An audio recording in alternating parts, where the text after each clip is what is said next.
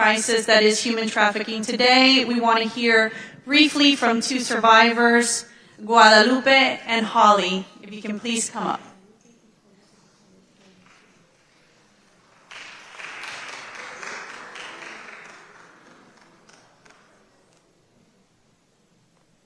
Buen día, bienvenidos a todos, un gusto y gracias por el espacio.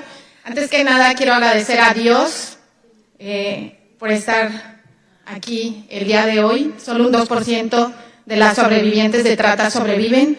Y mi más profundo agradecimiento para Rosy por la confianza que me dio de estar al frente de Comisión Unidos contra la Trata. Soy sobreviviente de trata de personas del clan Trevi Andrade Portillo. Y el día de hoy también quiero agradecer a Adriana de la Fuente, al abogado Sam y a Marcelo Sánchez Orondo, que quiero que le brinden un gran aplauso, por favor, porque es una de las personas que sin su apoyo en estos momentos no podría estar aquí parada con valentía. Y quiero comenzar con una frase que nace desde mi más profundo corazón. Y aunque sigan demandándome y usando acciones SLAPP en mi contra, no me van a callar, porque mi voz ya no me pertenece únicamente a mí. Mi voz representa a quienes aún viven atrapados en la explotación, a quienes tienen miedo, a quienes todavía creen que nunca podrán recuperar su libertad. Mientras exista la trata de personas, seguiré hablando, seguiré enseñando y seguiré acompañando, porque hablar salva vidas y callar nos hace cómplices. La trata de personas no comienza con cadenas. Comienza, como a mí me pasó, con una manipulación emocional. Comienza cuando alguien detecta las heridas, la normalización de la violencia, nuestros vacíos emocionales y nuestra necesidad de ser amados, aceptados, escuchados. Y convierte todo esto, como me pasó a mí, en un mecanismo de control. Por eso hoy quiero hacer un llamado urgente. Tenemos que enseñar inteligencia emocional desde la infancia. Por eso la prevención no empieza solo con leyes, empieza con la familia. En casa, empieza cuando escuchamos a nuestros hijos sin juzgarlos y les damos esas herramientas para reconocer el abuso y poner el límite. Y considero que así es mucho menos fácil manipular y normalizar la violencia. Muchos tratantes llenan primero los vacíos emocionales antes que la carencia económica. Después de sobrevivir, comprendí algo que transforma mi vida. El cuerpo guarda el trauma, pero también guarda la capacidad de sanar. Cuando volvemos a conectar con nosotros mismos, y para quienes tenemos fe, con Dios, recuperamos poco a poco nuestra libertad y descubrimos que nuestro cuerpo nunca fue un objeto. Y como yo digo, el cuerpo es un regalo sagrado. Cuando una víctima logra salir de la explotación, se convierte en una sobreviviente. Y reconocer que tiene la capacidad de reconstruir su vida, le devuelve la dignidad. Y eso para mí es muy importante porque reconoce su fortaleza. Las personas sobrevivientes no necesitan compasión eterna, necesitan un proyecto de vida, capacitación, empleo, oportunidades de emprendimiento. Y creo que eso es muy importante porque así se reconoce su valentía. Aquí quiero hacerles una pregunta muy importante y es, ¿desde cuándo tenemos que pedir permiso para contar nuestro propio testimonio? ¿Desde cuándo tenemos que pedir autorización para enseñar a protegernos? ¿Desde cuándo defender los derechos humanos necesita un permiso? ¿Desde cuándo? Una sobreviviente debe guardar silencio must para keep que silence otros no se so that sientan others incómodos? don't feel offended. Nuestra experiencia tiene un Our propósito. experiences have a Nuestra purpose. voz Our puede evitar voices que otra can persona viva lo avoid mismo. somebody else to live the Por same eso, thing. nadie And that's debe why arrebatarnos nobody ese derecho. should take that right away. Por último, And quiero decir at algo last, más. I want to say something else. He aprendido I have learned de que quien verdaderamente that habla de amor, he who really, truly speaks about love protects. Who truly loves does not control, no persigue, does not no chase, humilla, does not humiliate, no ataca. does not attack. Quien utiliza el odio Who uses y el ataque hatred para and callar a attack quienes to silence defienden la those who dignidad defend humana, human dignity difícilmente buscan el very bien hardly would look for de todas las personas good, sobrevivientes. for the good of El those verdadero survivors. amor True love siempre libera, always liberates, nunca esclaviza. never enslaves. Hoy quiero reafirmar mi Today compromiso. I want to Seguiré reaffirm luchando my por los commitment. derechos I will humanos. continue to fight for Seguiré human rights. I will defendiendo continue la to defend prevención. prevention. Seguiré I will acompañando a los continue sobrevivientes joining para together que recuperen those su survivors so independencia that they can recover their own independence, economic and spiritual and emotional. And I will continue to teach that the body can become a healing way of freedom and an encounter with God. My voice is the voice of those who are not able to speak yet. No me van a callar, I will not be silenced porque la verdad because no the se truth silencia, is not porque la silenced, dignidad because no se dignity negocia, is not porque la negotiable, libertad no tiene because precio, freedom does not porque have creo a profundamente price, que and Dios because nos I creó profoundly believe that para God vivir created us to con live free dignidad with dignity y con amor. and with love. Que la vergüenza, That shame changes verdad y justicia is para truth and justice las verdaderas víctimas. for the true victims. Thank you very much.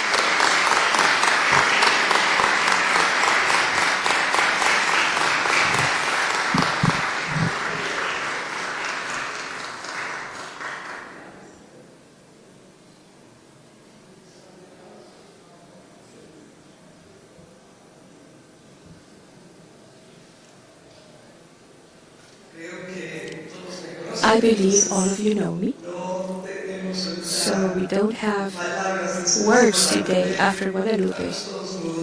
We are silent, and we would like to make a special prayer for her and for all the survivors, all the super survivors that are giving an example to the world that this cannot continue any longer.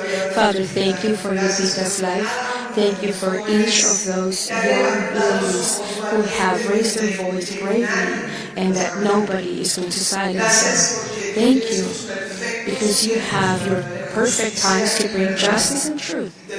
And we ask in the name of Jesus that you continue to protect her, continue to give her strength to go on so that this world is free from slavery. In the name of Jesus, amen. And if you're going to clap, give that clap to God, because it was incredible.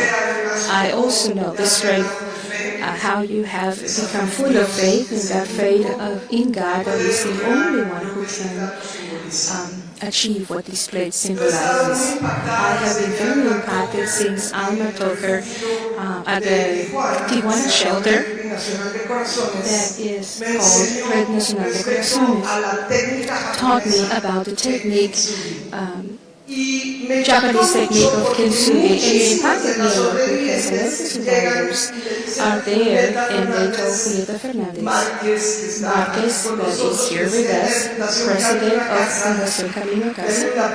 Please an applause for her because she's one of the heroes. We have a great hero here. They say, I feel broken, and I remember the first time I heard of the case where Lupita suffered. She couldn't even speak. She wouldn't stop crying. She couldn't even explain to me what had happened to her. She didn't understand until she read the law that incredibly Samuel González Rizo is also here, and Miguel Ángel Macera, and many other people that work in that law were able to achieve in Mexico. And for me, Congressman Chris will be here, who was the first person to achieve a comprehensive law that took care of victims in 2000.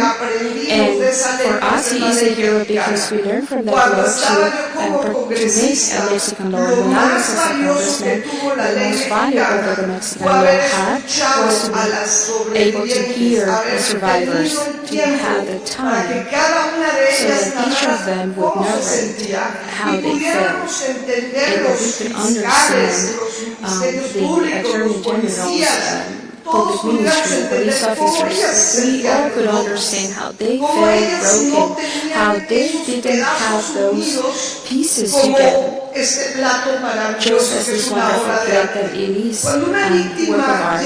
When a victim comes to a shelter, she believes because the trafficker has told her that nobody's going to believe her, that she does not have anybody, that she is somebody discarded that has no value at all. And that is the total opposite when she gets to a shelter, thanks to this law to prevent, sanction, and eradicate human trafficking crimes.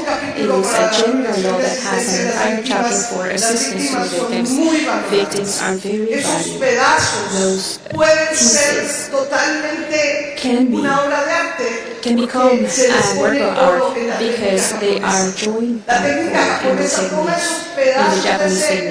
This technique takes these broken pieces of that piece, that vital piece, and puts gold on it, and it symbolizes the presence of God in a person's life. The only thing that can put those pieces together in unity, Hashem, is that God that created the heaven and earth, that God that can restore anything. How I love in this country, God today is so present, and we can talk about God from here with all this room because He is the only one that can put these pieces of our countries together that have been devastated in Mexico, and human trafficking is growing. And as I say from the capital of the United States, I was just with a survivor that I met when I was a legislator. I used to take her some flowers and a nail paint that had a hidden number in the bar numbers. And Dolores took that flower, and I told her, you are valuable. God created you. You have a life mission. You have a purpose. You can get out of here. She was 6 years old.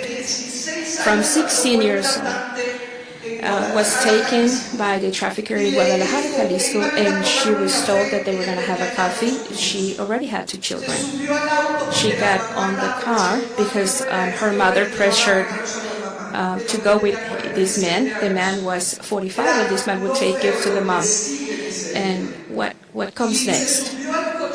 And she went to a coffee because the mother said, you're just going to have a coffee.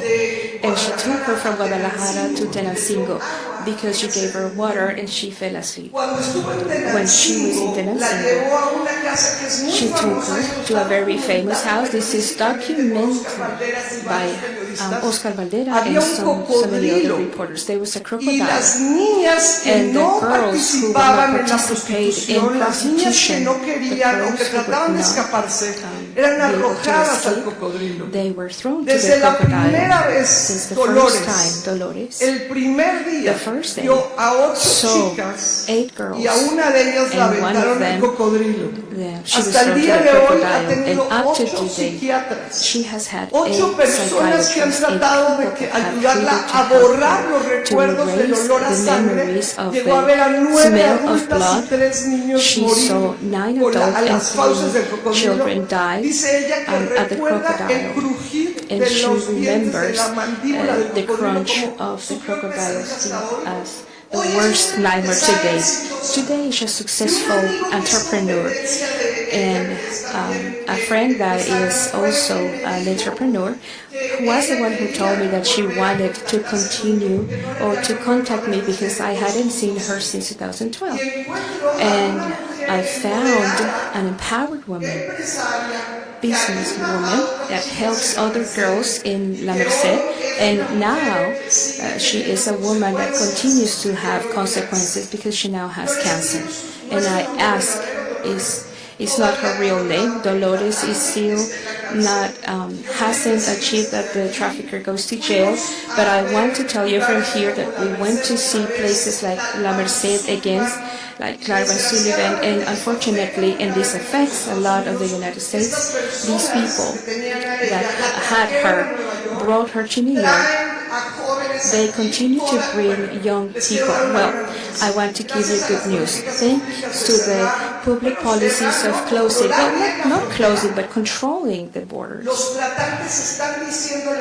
Traffickers are saying in Tenasico and Tlaxcala, where we went to visit them, where the crocodile house was, Dolores took every place, and I was really scared, and I want to confess that for the first time I was afraid than anywhere. Last time they had 5 automobiles had chased me, and I was really threatened from the next one. And this time we went with Dolores, and there was soccer. All of the traffickers were busy. The Falcons were busy watching their soccer game. Nobody chased us. It was wonderful. We went to Merced with hidden cameras because it was to produce a documentary that is going to be called Padrotes. Brandon Lazzaretti is producing it, and this documentary is going to have a series of impressive testimonies, among them Dolores's.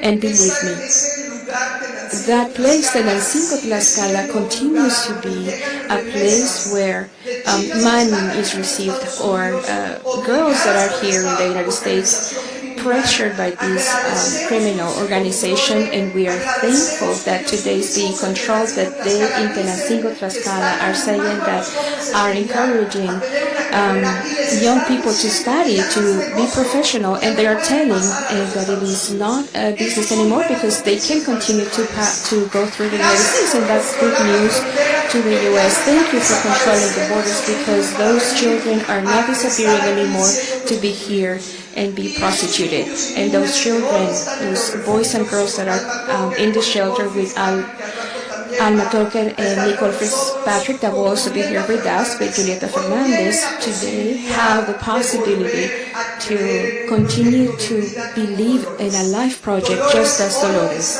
Dolores is going to shelters, is helping these boys and girls. She is a businesswoman, and I believe that if she can get up, thank God, and to the people that is helping her, I believe that any one of these boys and girls can also do it. Thank you to all, especially I want to say Tikkun, the World, that is an organization that starts in these days.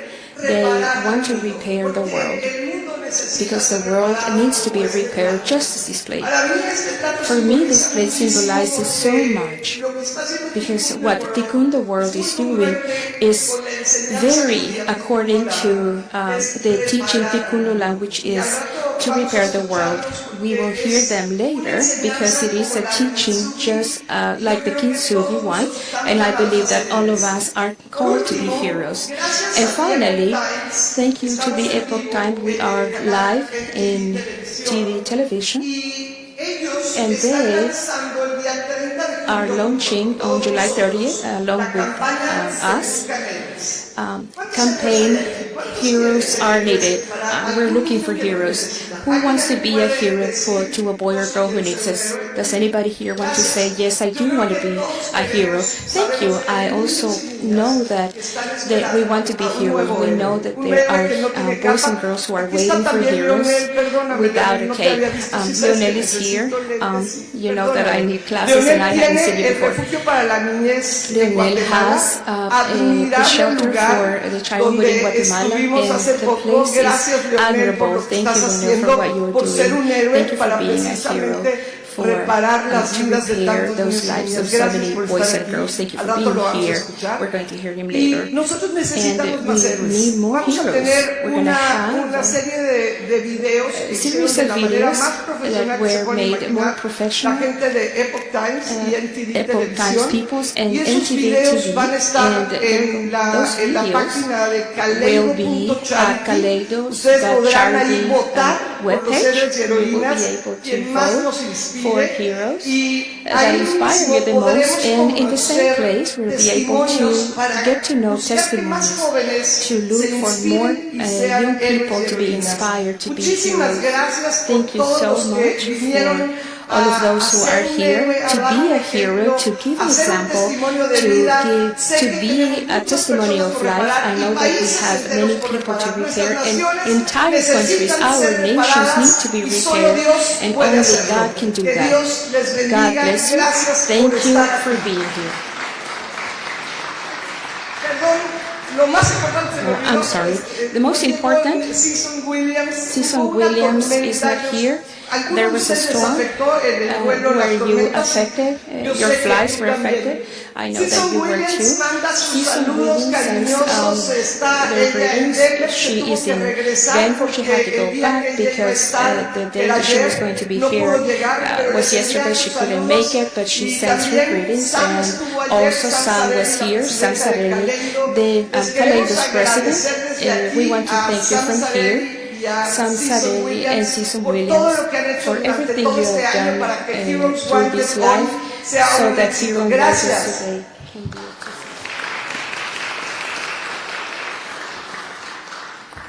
Thank you, Rosie. Gracias, Rosy. Lo siento que no me presenté. Mi nombre es Nelsa Álvarez. Yo soy la directora nacional de la Coalición Fe y Libertad. Mientras nos movemos, quiero presentar a alguien muy especial, no solamente el apoyo a la misión de Rosy en Kaleido, sino también el esfuerzo para asegurarse que las iglesias en las naciones estén involucradas, no solamente aquí, sino también en las comunidades para poder combatir la crisis del tráfico humano. Así que me gustaría presentar nuestro siguiente orador, nuestro oficial principal de Faith and Freedom Coalition, John Harrison. Gracias, Nelson. Es hermoso estar aquí. Yo me disculpo porque no hablo español, hablo inglés del sur, así que incluso los estadounidenses tienen un problema de entenderme, pero espero que ustedes me puedan entender esta mañana. Gracias por estar aquí. Y solamente hace un mes estuvimos en este lugar con la mayoría de la conferencia y tuvimos un concilio en esta conferencia el jueves y llenamos este lugar con activistas cristianos y pastores que estaban aquí para luchar y que su voz fuese escuchada en los pasillos del Congreso. Bueno, para algunos de ustedes que no son ciudadanos de este país, este lado del Capitolio se llama la Casa de la Gente, Así que las personas tienen la palabra y elegimos nuestros representantes en este lado del edificio y podemos salir y pelear por nuestras vistas y en beneficio, en la voz de los 3.5 millones de miembros de la Comisión. Estamos tan emocionados de estar aquí. Y desafortunadamente el canciller no pudo estar aquí por causas del clima, pero él envió su saludo. Faith and Freedom no solamente trabaja con las iglesias, sino que también trabajamos en los pasillos del Congreso para trabajar en las políticas que valoran la vida humana desde la concepción hasta que llegan a su previo eterno, y ellos reconocen que la dignidad de la vida está en ataque por la epidemia llamada tráfico. Trabajamos con nuestros aliados estatales, trabajamos para poder entrar en nuevas formas y cerrar estos huecos en donde estos traficantes están utilizando el Internet y diferentes cosas de eso para poder avanzar sus negocios, y estamos trabajando con las víctimas en casas de apoyo y para poder apoyarlos y poder regresarlos a su fe y que se muevan en la dirección correcta. Queremos continuar trabajando con ustedes. Queremos que los Estados Unidos sea un país aliado con sus países mientras luchamos con esta epidemia global a través de la tierra. Y yo estoy agradecido por ese apoyo, y algo que Faith and Freedom puede hacer. Para hacerlo, lo haremos. Ahora es mi gran honor presentar nuestro siguiente orador. Él es uno de los miembros que más tiempo ha servido en la Casa de Representantes. Tiene el reconocimiento internacional para un luchador de los derechos humanos y en la dignidad de la vida. Él ha sido la autoría de legislaciones que luchan en contra del tráfico humano. Él es un gran amigo de nuestra organización, del pueblo americano, así que gracias por dar la bienvenida al congresista Chris Smith.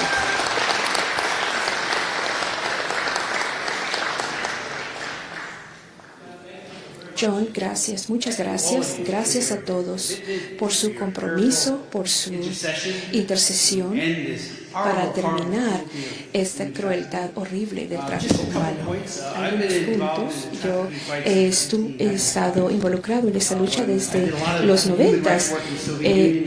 Hice mucho trabajo humano en la Unión Soviética cuando vimos esta explotación de volver a las mujeres en comunidades y haciendo gente que hacía mucho dinero vendiéndolas. Así que yo hice una ley, y en ese caso fue sobre labor infantil, nunca pasó, y luego introduje la ley de protección a las víctimas, que se tomó 3 años para pasar, y se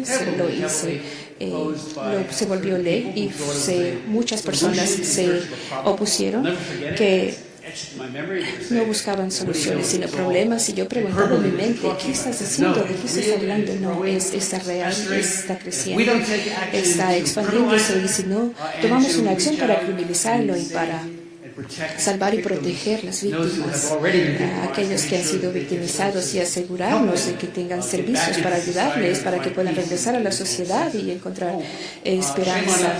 Es una vergüenza para nosotros, pero nos ha tomado 3 años para poder hacer esta ley. Y en los Estados Unidos y en el Senado, y estaba sorprendido que diferentes partes de la administración aún dijeron, y menciono esto porque una buena persona y todo lo demás, secretario de la Democracia para Derechos Humanos, y él dijo, bueno, estás haciendo esta ley, especialmente cuando estás haciendo nombres, y estamos hablando de enfatizando las 3 fases: protección, persecución y prevención. Cuando tú haces eso, estos países va a ser contraproductivo.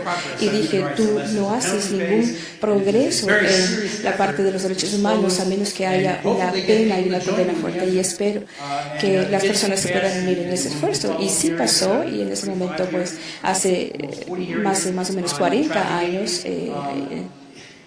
tráfico. Nadie dice trabajaron tanto en eso, así que los pasamos. Tenemos otros 4 desde entonces y en este momento tenemos otro que está siendo bloqueado, que se llama la Ley de Protección Federal, y en este momento está siendo bloqueado y estamos tratando de desbloquearlo en la casa. Y yo pongo eso porque una de las cosas, hay una niña llamada Megan Kenson, vivía en mi pueblo en 1984, vivía enfrente de ella un pedófilo condenado y ahora estamos haciendo lo que se llama la ley de Megan. Él vivía frente a ella, la invitó a su casa, la violó y la mató violentamente y la llevó a un parque cercano. Y bueno, eso fue cruel. Y él estaba dando estos volantes y lo arrestaron. Eso llevó a nuestro país a que en cada estado se pasara la ley que se llama la ley de Megan. Así que cuando un pedófilo condenado, esa persona tiene que reportarse a las autoridades y a menudo eso se repite. Es una patología que asusta, pero lo que sucede entonces es que cada estado dará, tenemos un lugar por cada estado donde tú puedes ir y buscar un estado, municipalidad o ciudad, y todos aquellos que han cometido estos crímenes tienen que reportarse bajo una condena de 10 años en prisión para que no se puedan convertir en el entrenador o estar en un parque o poder continuar atentando contra la vida de los niños. Así que la ley de Megan, y saben que las personas, los padres, saben muy bien. Así que más o menos en 2006, ¿cuál fue la idea? Digámosles a otros países que cuando un pedófilo condenado va a viajar y puede rentar a un niño por una semana o 2 y explotarlos, eso también tuvo una oposición muy pesada de la administración Obama. Se tomó 8 años para pasar, la tomamos al Senado 3 veces, a la Casa 3 veces y finalmente sí la firmó a ley. Y ahora eso ha tenido el impacto de que se da cuenta. Ahora, avisarles a los países de los destinos que cualquier pedófilo que viaje a estos países, con algunas excepciones, por ejemplo, si hay una muerte de la familia, ellos tienen que informar Angel Watch Program, que es un programa para establecido a partir de la ley Megan, que depende de ese país darles una entrada o no darles la visa o vigilarnos, porque sabemos de hecho que ellos van a ser reincidentes bajo el secreto del turismo sexual infantil. Es un problema muy serio, sabemos eso desde el 2005, que la propensidad para poder tener un pasaporte era tan real y lo hicimos para poder hacer eso. Al final, de la misma manera como la ley Megan, tienen una sentencia de 10 años si es que no lo hacen. Y también la prohibición de viaje. Ahora está bien de decir voy a ir a Japón, y pero su destino real es Tailandia. Ponemos un marcado en el pasaporte para que se pueda abrir ese pasaporte, que puedan decir, wow, tú me vas a entrar, sal de aquí, ten un buen día, porque no creemos que tu visita aquí es para propósitos legítimos. Ha trabajado, ha funcionado, hemos visto que 45,000 veces los avisos han salido, aproximadamente 15,000 veces el país de destino le ha dicho no puedes entrar. Desearíamos que hubiera sido 45,000 veces, pero por lo menos están alertados que tienen un depredador condenado y que podría reincidir. Ahora les urjo, yo soy el representante especial para la Organización para la Corporación de Seguridad en Europa, donde sucede también el tráfico humano, y en varias ocasiones al año hago una resolución y en 3 ocasiones lo hice a través de la ley de Megan y animo a los 57 países que conforman esta coalición. Algunos han hecho algunas cosas y Inglaterra ha hecho algunas cosas y queremos saber cuando vienen, dilo, ponlo en la ley. Por favor, díganos para que sepamos y podamos tomar el secretismo de todo ese turismo sexual cuando vienen aquí.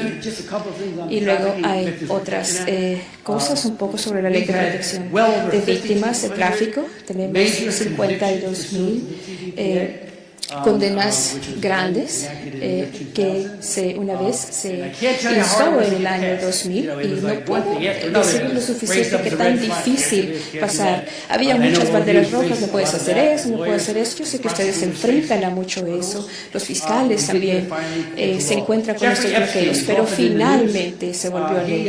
Jeffrey Epstein se encontraba en las noticias y estaba siendo acusado exactamente bajo el TVPA. Maxwell también obtuvo 20 años exclusivamente bajo la ley TVPA.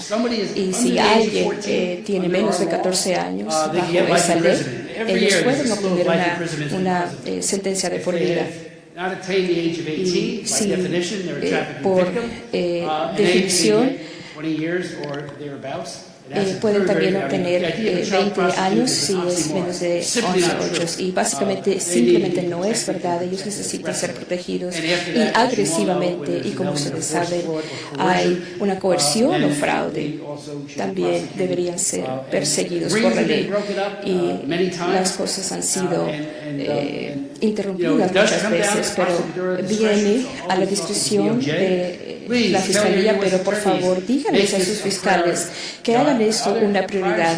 Yo sé, hay otras cosas que necesitan ser vistas. Por favor, háganlo eso una prioridad, pero igual algunos lo hacen, otros no, igual nosotros continuamos presionando. Lo logramos una vez. Una de las otras cosas que estamos haciendo, y yo sé que lo hacen y lo saben, vamos a hablar mucho sobre la concientización y eso sucedió hace muchos años. Hace 2010 estaba en Ambassadors International y ella y otros habían hecho un esfuerzo grande para que las aeromosas y otro personal del avión pudieran informarnos para ver qué es lo que podían ver. Y ella nos dijo sobre estos niños que habían sido traficados de Haití y no se veía bien. Estos 3 niños no parecían ser ni siquiera conocer a este hombre y lo hacía una y otra vez en un anillo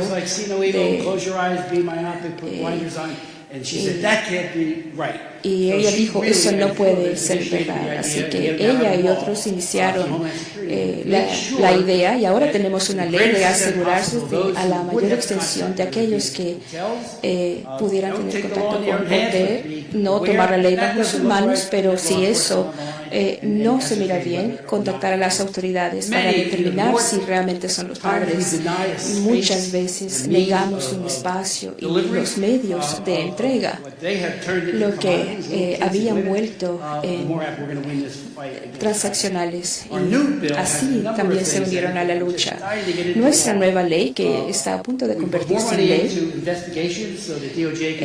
y podemos estar todavía en esta investigación para que el Departamento de Justicia pueda poner a estas gentes detrás de la cárcel.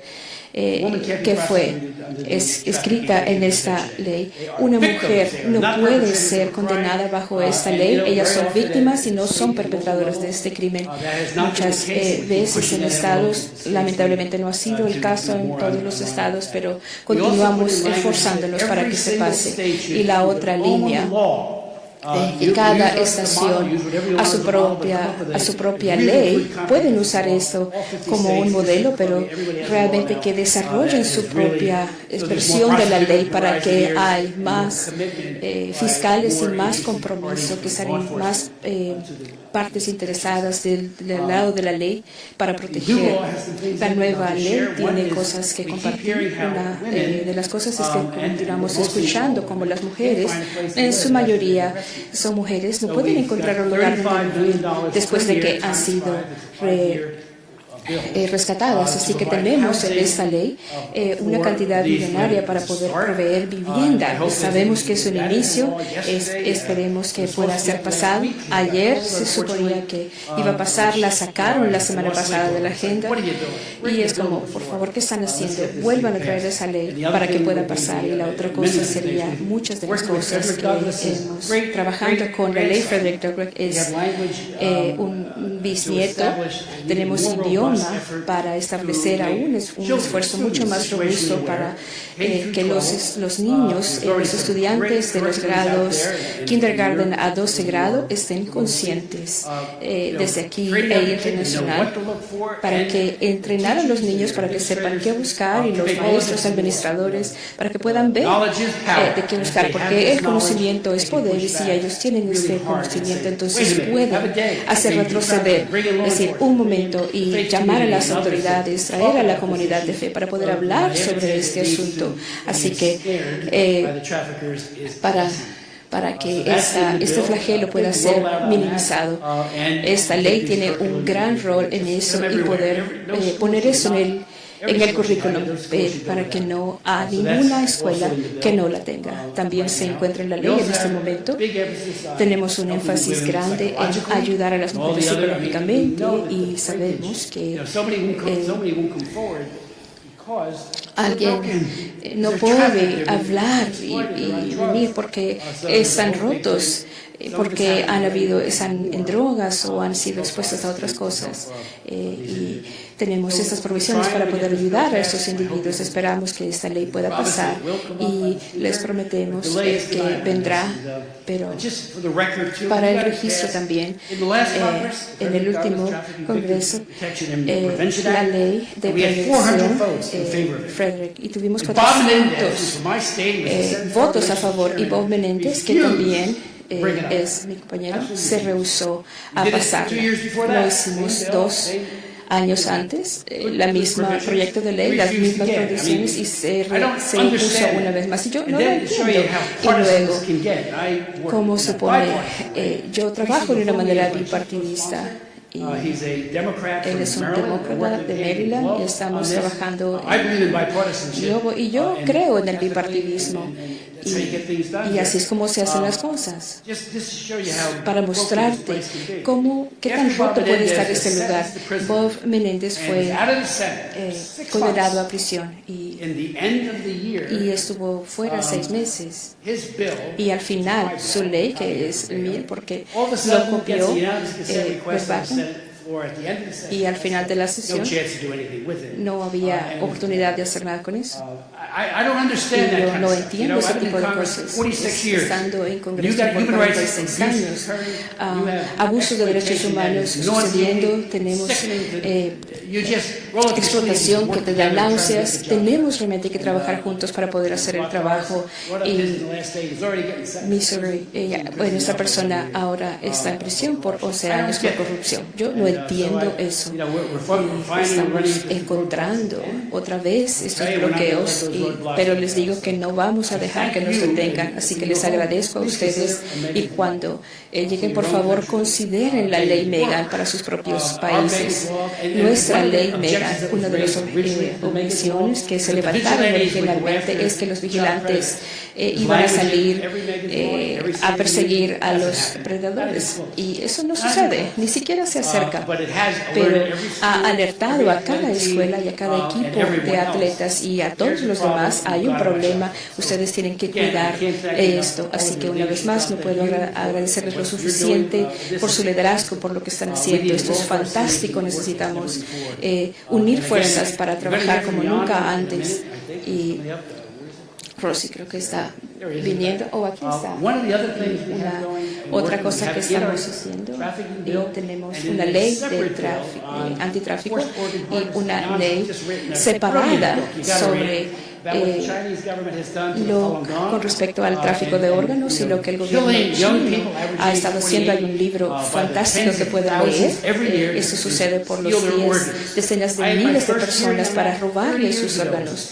Hace 30 años me sucedió de poder por razones políticas, y ahora está haciendo por razones comerciales. Y China está haciendo ahora, y si puede hacerlo, tan jóvenes como 28 y tener personas en espera de ser matadas para sacar sus órganos. Estábamos haciendo esta semana en Seychelles y están vendiendo esas partes, especialmente en el Medio Oriente, y haciendo millones de dólares. Y yo tengo esta ley que se enfoca es una ley global, porque el tráfico de órganos también es un problema mundial, pero China desafortunadamente es una élite que está haciendo esto, y pasó 406-1 en el último Congreso, y pasó con el mismo voto una vez más, 406-1. Y eso me está, vamos a hacer paralelo la ley de BPA con esta ley anti-tráfico de órganos. Y es diferente decir yo dono mis ojos y mi hígado, pero cuando matas a una persona puedes vender estos órganos muy saludables. Y son atrocidades que no se habían revelado antes. Así que escuchen. Estamos tratando de pasar esa ley hace 3 años, y pasó hace más de un año. No se pasan cosas en este Congreso 406-1, totalmente bipartisan. Así que una vez más, muchas gracias y Dios los bendiga.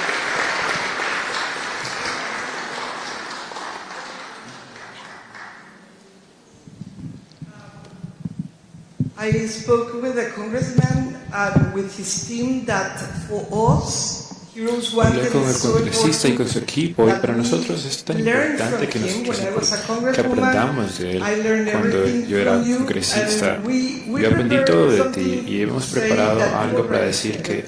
y But tú lo it's so has dicho, pero es tan important importante that you que are the tú first eres one el primero who gave the que victims dignity. dio And that dignidad a that las is there víctimas. is, Y eso que may I está have ahí, it? puedo tener. It's a Es- reminder es for un you. recuerdo This is a para- present for you. Es un regalo para ti. Because we use Porque this all the time usamos eso todo el tiempo para how the ilustrar victims cómo were las broken, víctimas and fueron then to rotas. you, God Y gracias a is ti, the gold, is the el oro, Kintsugi technique la in técnica Japan, Kintsugi en Japón. and yeah, it's a piece of art. It's gold. Sí, This es is oro, gold. y eso es oro. And this is something that Esto we es prepare algo for que you hemos preparado because para we want ti, to porque name you the queremos hero nombrarte of heroes. el héroe de héroes. You did Has- the first law, tú has hecho la and primera really, ley, y en for serio, me as a para mí, congresswoman, we como passed the anti-trafficking law in hemos Mexico pasado la ley because we learned from you. anti-tráfico Julieta humano en México, Fernandez porque hemos aprendido protected de that Julieta law. Fernández She was protegió really esa like ley. a hero. Y fue como Well, un héroe. she's a hero. Es un Now héroe. she is the head Pero of one of the ahora es shelters. la The cabeza de uno de husband, los Senator refugios. Manuel El Añorbe, has been senador also Manuel Añorbe protecting Jusrior that también. because we have criminals in Mexico Porque trying tenemos to destroy criminales en the México law. que Several times they quieren have destruir la tried, ley, y and varias I veces han know and tratado I de understand. de hacerlo, This is so pero important entiendo that que you eso es pass algo the tan friendly importante law. que has It's pasado la ley. also, there is people in Guatemala. Guatemala brought a lot of judges. They came. The High Supreme Court judges are here. They are doing an amazing job to apply the law. They also learned from that first law that it was 2000. And also there is people here that are taking care of the things thanks to you. Because, for example, in Quintana Roo, it's a state where Garcia Lopez is rescuing the children and applying the law very strictly. Juan Pablo is representing them. There is so many heroes here, and we want to invite you. July 30, we are going to be with the Epoch Times and MTV Television in the release of a lot of videos of heroes. We want more heroes. There are children waiting for heroes like you, Hay like bastantes them, videos esperando and we a want héroes to como invite usted, all of como them. ellos, y Family vamos a Research Council invitarlos a has given todos, us a an familia, office consulados, to work nos here ha dado una in oficina DC. para We are trabajar so aquí. honored, Estamos and muy from there honrados, we y are desde trying to ahí inspire estamos more people tratando to de be inspirar heroes. bastantes So personas que please sean join us héroes, on the así July que 30 day, por favor, the World únanse. Day Against Trafficking, to be in a Zoom with all the El heroes from the mundo contra world, la trata, and that you will be the y hero of heroes. usted va a ser el héroe de los héroes. Gracias por todo lo que está haciendo. Gracias.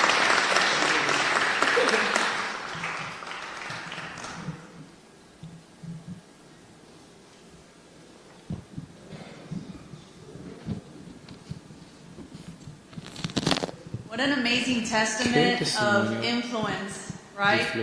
When you think you're doing something for the good of your country and not knowing that it's going to affect in a positive way so many other neighboring countries. That's the power of drafting bills into law. And we want to thank again Senator Chris Smith for all his hard work.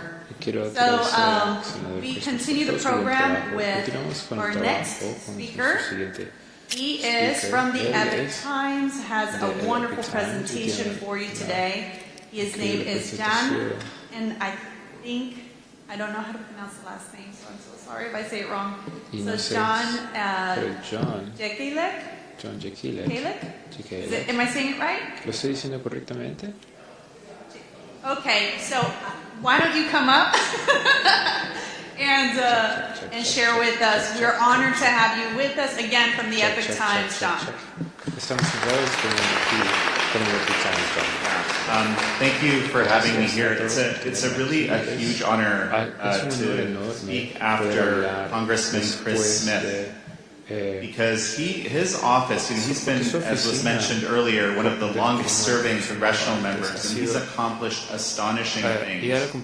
He's led, of course, on these human trafficking laws, and be foundational, right? He also has been leading on all of this forced organ harvesting resolutions and legislations that have happened. We've only really known that this has been happening at a large scale for 20 years. But he actually did the first hearings on it back in 1998 when we knew it was happening at a small scale. They were killing individuals for the benefit of kind of senior Chinese Communist Party officers. He's also pushed significantly in the area of Lyme disease. I only learned this last year. It's actually a very important disease that has been happening for years. So anyway, Congressman Smith's office is one to watch for a very important legislation. And I appreciate the shout-out.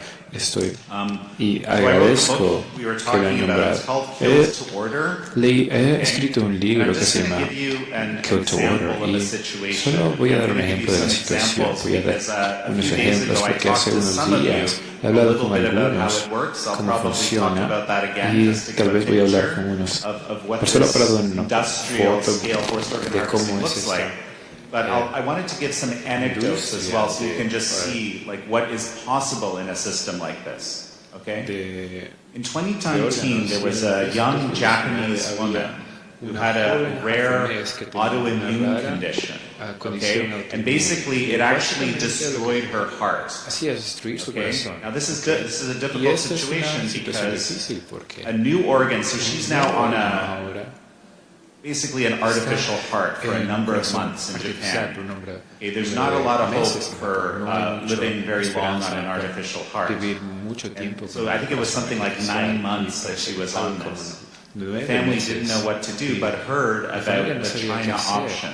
Okay, which is kind of, I opened the book with discussing the China option. And so in 2020, there was some kind of deal that was brokered, and she goes to China, okay, and she gets a heart scheduled, right? So that if it's scheduled, it means that someone is being killed for a heart because you can't survive, right? In an ethical system, as I'll explain in a moment, it has to be a catastrophic accident that caused this. She gets a heart very quickly upon this being organized, but the heart is rejected. Okay, the heart is rejected. It doesn't work, okay? So they bring another heart the next day. This is a span of 10 days I'm talking about. They bring another heart.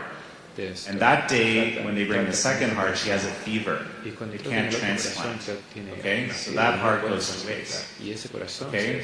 Then they bring 2 more hearts. Okay?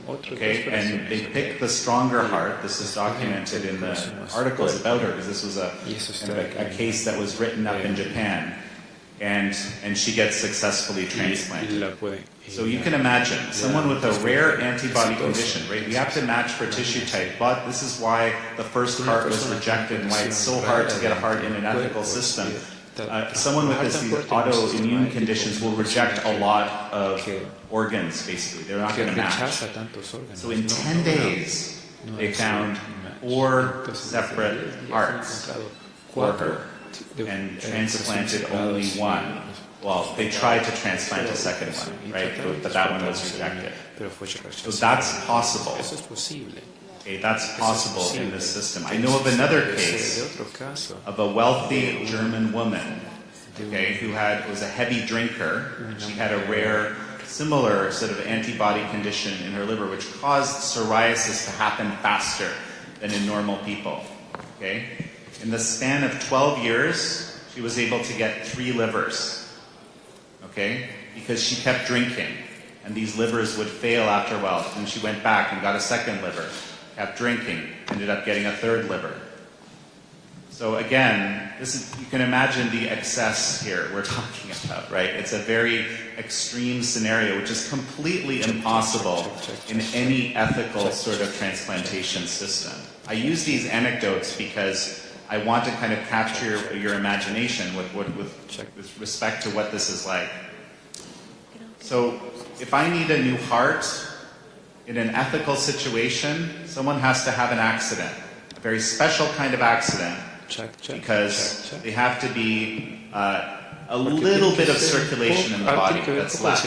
But the person can't be coming back. They have to have almost no chance of survival, because of course we don't want to transplant from someone who might survive, right?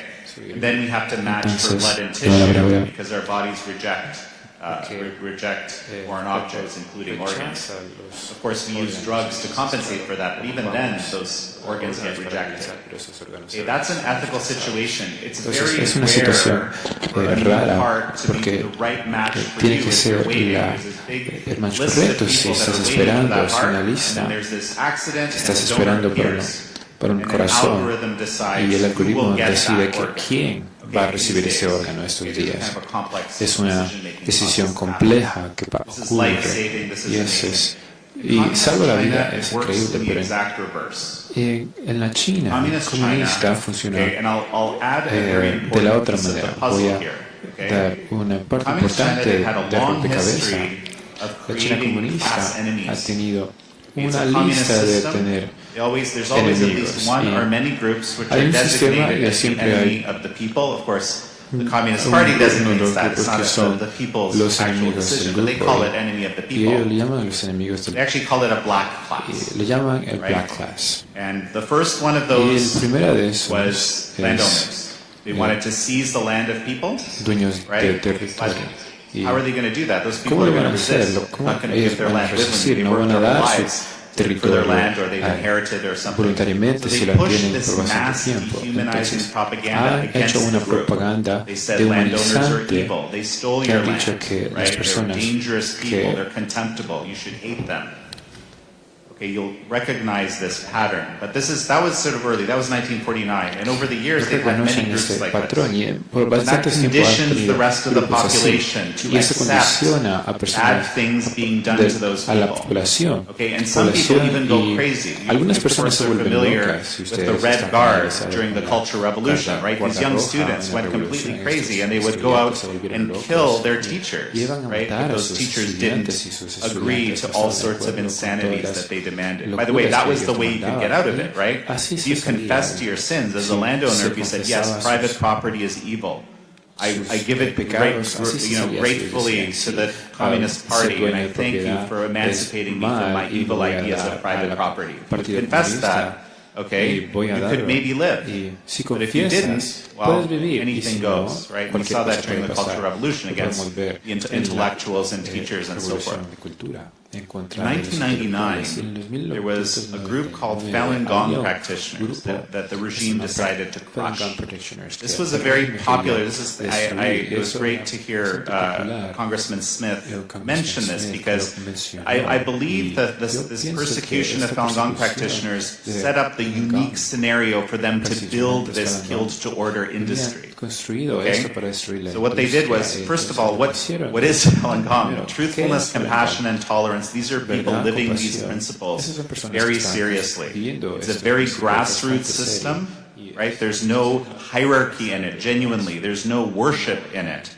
There's no even like roster. You don't join anything. You live the teachings, that makes you a practitioner, not joining some group or something like that. Very self-directed, a lot of individual agency, okay? And it grew by word of mouth, basically, to 70 to 100 million people doing it by 1999. Bigger than the Communist Party, which had like 60 million members at the time. Okay? The regime decided to crush it, eradicate it, to use that term, make it a black class, right? And of course, they pushed that mass dehumanizing propaganda into the system. But the Falun Gong did something that no one expected. Is they actually resisted this. They said, no, we're not evil people. No, we don't accept the propaganda that we're, all of this stuff that you're saying. And even like, if you actually go, sometimes you will have seen in popular tourist places, you'll see people with yellow shirts that say Falun Dafa is good or Falun Gong is good, stuff like that. And in Spanish, it's probably similar. That is really a mantra that's in juxtaposition to this, you're evil. And they're saying, no, we're good. And this is what people would wear and go to Tiananmen Square and show. So what they did was they incarcerated a massive number of them because these people wouldn't go easily, right? And they put maybe 1 million, maybe 2 million people in the system. Okay, half the State Department said in 2005, half the people in the re-education through labor camp system of China were Falun Gong practitioners. Half. Okay? And they blood typed and tissue typed and organ scanned them in advance. They created a database of all that data, right? Biometric data. And now, as a wealthy transplant tourist, for example, this Japanese woman or a wealthy American or Canadian guy, if I have my $200,000, I can spend it, make the transaction, and my donor is already in a database, an incarcerated prisoner of conscience that can be shipped and killed to order. Or in the case of the Japanese woman, 4 people. And this has been happening basically since the beginning of the 2000s. As they started to persecute the Falun Gong practitioners, their number of hospitals and the whole transplant industry just exploded. It grew geometrically. And actually, Chris Smith was, very interestingly, number one, in 1999, when this Falun Gong persecution began, he was one of the first people to sponsor a resolution saying, stop doing horrible things to these people. This is a human rights atrocity, right? And then, in 2006, when it became obvious to us, that's when I got hit over the head with the evidence. I didn't want to believe it, by the way, right? Myself, I had heard some things rumors about this. Didn't want to believe it. But he actually, came out understanding because he had already understood the reality of the Communist Party, understood this as possible. And when the evidence came in, he was ready to get behind it. So I really applaud him. It's very hard for politicians to take a position on this. That is changing recently, and I'm very grateful for that. He has this one bill in the House, HR 1503, very good legislation. There's another piece in the Senate now. It actually made it to the Senate. It got marked up. It's ready to be voted on, and there's not a lot moving in the Senate right now. It's called the Falun Gong and Victims of Forced Organ Harvesting Protection Act. So there's actually 2 pieces of legislation. Something has changed in the collective consciousness here. I feel like people are ready to understand this is real. And I encourage the Senate to kind of move this forward and ultimately get it to the President's desk. It will make a very real difference. There's also state legislation that has been passed. 6 states have passed legislation that says no insurance, no Medicare, no Medicaid for people who get transplants in China. We're not going to pay for that. That's good stuff. We have 44 states to go with that, right? And I encourage all the states to pass that. There's even a 3rd federal bill that's in that vein, but it hasn't gotten out of committee in the House yet. I don't think it's making it this Congress. So we do have a bit of a start here. And, I think this is there's a lot of candidates for what's the worst form of human trafficking. When I hear about human trafficking with these children, I mean, I don't even, it really affects me, right, in a profound way. So I don't know if this is worse. Is this worse than stealing the lives of small children away from them? All I know is it's pretty horrible. And it's industrial, and it gives us insight into the mind of the communist regime, and we really have to do everything we can to stop it. And I love speaking with you because you're the people who are actually doing stuff in this space, and there's so few. So thank you for that.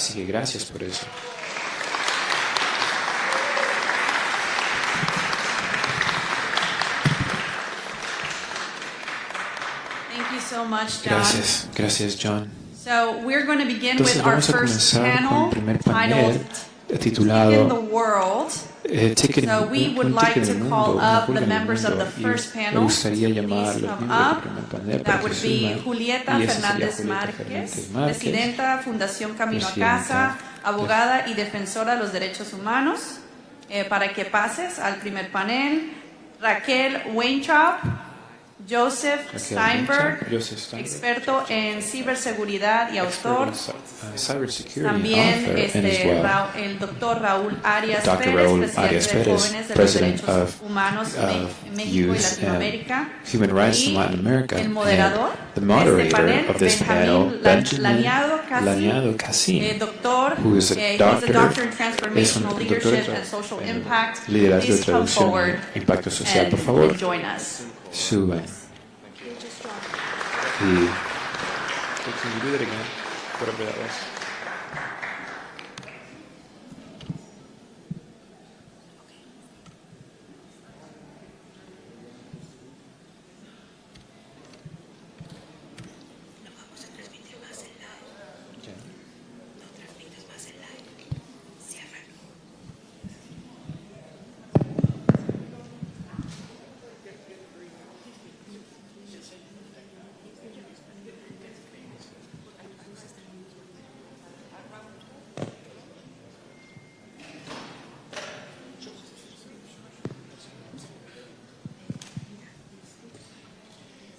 Good morning, everybody. My name is Benjamin Laniado. It's a true honor to be here today in the United States Capitol. I want to thank the CPAC, Kaleido, and especially to Rosie Orozco for having us today here. For more than 20 years, I have served in humanitarian crises around the world. Earthquakes, hurricanes, wars, displacement. And I think I haven't seen the most vulnerable people around the world. But I have also seen something extraordinary. When tragedy strikes, the difference between us just disappears. Nobody asks the person trapped under the rubble what religion they are. Nobody asks an hungry child which side they are on. You simply help and give a hand to others, because before we are Jewish, Christians, Muslims, Republicans, Democrats, Mexicans, Americans, North and South, we are human beings. We are brothers of one family. This idea is the heart of an ancient Jewish concept it calls Tikkun Olam, repairing the world. For thousands of years, Jewish traditions has thought of something simple but very profound. We are not here only for ourselves. We are here for serve others. When we see something broken, we have a responsibility to help and repair it. When another human being is suffering, we cannot simply look away. The needs of others become our spiritual responsibility. That is Tikkun Olam. And while Tikkun is a Jewish word and in Hebrew, what it expresses is deeply, very, very universal. Across cultures, religions, and civilizations, humanity has understood the same basic truth. We have responsibility for one another. Tikkun is a Jewish name for a universal human instinct to care, to help, to repair, to protect, and to leave this world a little better than we found it. And that is why we created this organization, Tikkun the World Foundation. Today, our societies are becoming dangerously divided, and millions of good people are standing in the middle, wondering, is there another way? And we believe there is another way. Tikkun the World brings together hundreds of organizations already working every day to repair the world. organizations responding to disaster, fighting poverty, human trafficking, protecting human dignity, educating, healing and helping people in need, the most needy people. Our mission is very simple, to bring them together and amplify their voice, to show the world through real actions and real human stories that Jewish people are doing today and have been doing good things for the world since the beginning of our history. Not to tell the people who we are, to show them what we do, because we believe that the best way to break prejudice is not always to fight every negative voice. Sometimes the most powerful answer is to create so much light that the noise becomes irrelevant. To replace prejudice with human stories, suspicion with action, division with shared responsibility. We don't want to fight the negative noise. We want to make it irrelevant by amplifying the good, by showing what Jewish values look like when they become actions, and by inviting people of every religion, every culture, every background to become part of the same idea, repairing our world together. Because hatred is loud, but goodness is everywhere. So our job is to make it louder. And perhaps there is no place where this responsibility is more urgent than in the fights against human trafficking. Millions of human beings, women, children, the most, around the world are robbed of their freedom and their dignity.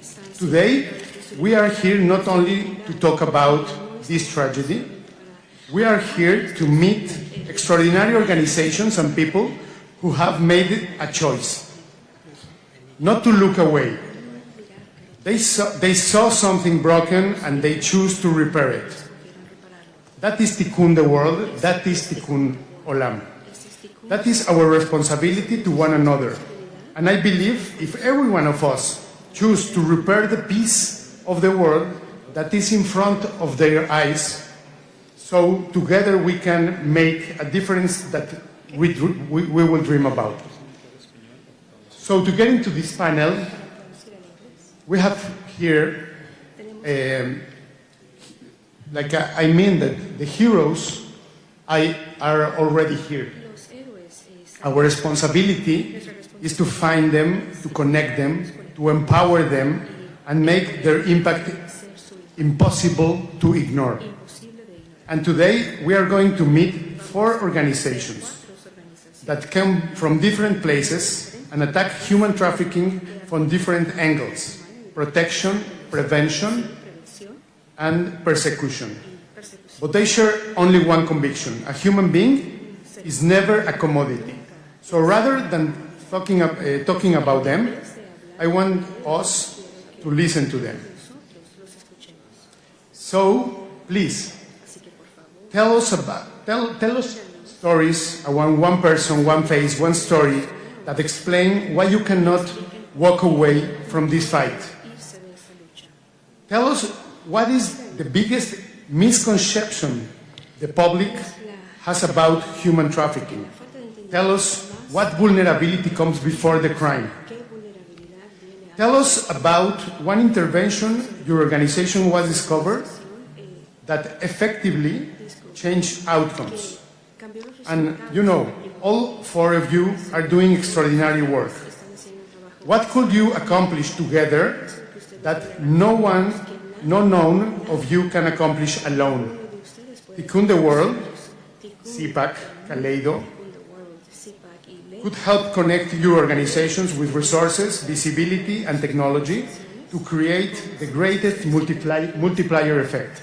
So please, I want to give you the microphone. Raúl, please. Thank you. Thank you very much. Thank you, Rosy Orozco, for every year organizing this event. Thank you, Benjamin Lainedo, Judy and Marcos Achar, Vivian Romano, Tikkun the World, for inviting me and my colleagues in the panel, and all the heroes that are present here. I want to begin answering the question, what experience made me start to think that I could do something about human trafficking. One time I attended an event in Mexico organized by Rossi, 2009, and there were like 7,000 people attending, and many of them were parents carrying photos of missing children. And I heard stories of survivors. Lupita, your testimony today, again, there's never a point where you can say it doesn't affect me anymore. Since 2019, it always hurts. And that day I heard many testimonies. A girl who was trafficked from age 12 to 16, doing 40 customers a day in sexual exploitation. But what really made me feel that sense of responsibility is to meet mothers that found their daughters dead or never found them for 18 years. And they were still trying to help somebody else. And I asked a couple who lost their 13-year-old daughter, and when they found her, she was empty of every organ. That's how they describe it. I asked them, how do you do it to keep going in your life? How do you do it? And they said, you know, it always hurts, but when we help other people, that gives us a reason to keep going. And I felt this sense of responsibility I never felt before, because I grew up in a perfect bubble. Like, I felt I had no rights. I had lost my right to complain about anything in my life. And I felt I needed to do something to feel that I deserve the amazing life that I had. And I found education to be, if not all the answer, the beginning of the answer. Because what makes people vulnerable for human trafficking, I think there is human trafficking because there is a market for it. And there's a market for it because there's a lack of awareness and there's a lack of education. When we increase education and when we increase knowledge, as a natural law, we will increase responsibility. And we chose to teach human rights, but human rights is such a broad subject that the organization that I belong to teaches the Universal Declaration of Human Rights, the most basic document, the most widely accepted human rights document in the world. 30 human rights, and 90% of the people in the world never heard even about it. If you do a survey, 90% of the people of the world won't be able to name at least 3 of the 30 human rights. So if we are able to teach this, then we'll have a society that won't tolerate human trafficking. And that is my goal, because we, as a society, we tolerate it. And what is the biggest misconception? We think that human trafficking happens because of the criminals. No, human trafficking happens because we have not awakened the hero within us. You don't need to speak in a panel to be a hero. You don't need to get an award to be a hero. You don't need to be a congressman to be a hero. You can be a hero if you choose right from wrong, even when no one is looking. When you make that decision to speak out, when you make a decision to work as a volunteer without receiving a paying to work, going to schools and teaching human rights and planting seeds that you hope that one day those seeds will flourish, and then that's the beginning, I think, to the end of human trafficking. I thank you for this opportunity. Thank you very much. Thank you, Raúl. Thank you very much.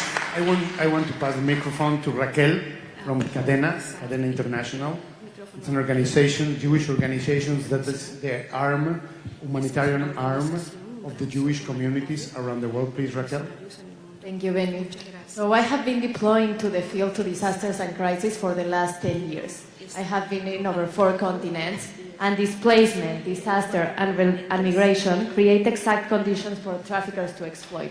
When you arrive to a disaster or a crisis, they have lost documentation, they have broken family networks, and economic desperation is what is happening. I want to tell you the story when I was in Acapulco in 2023.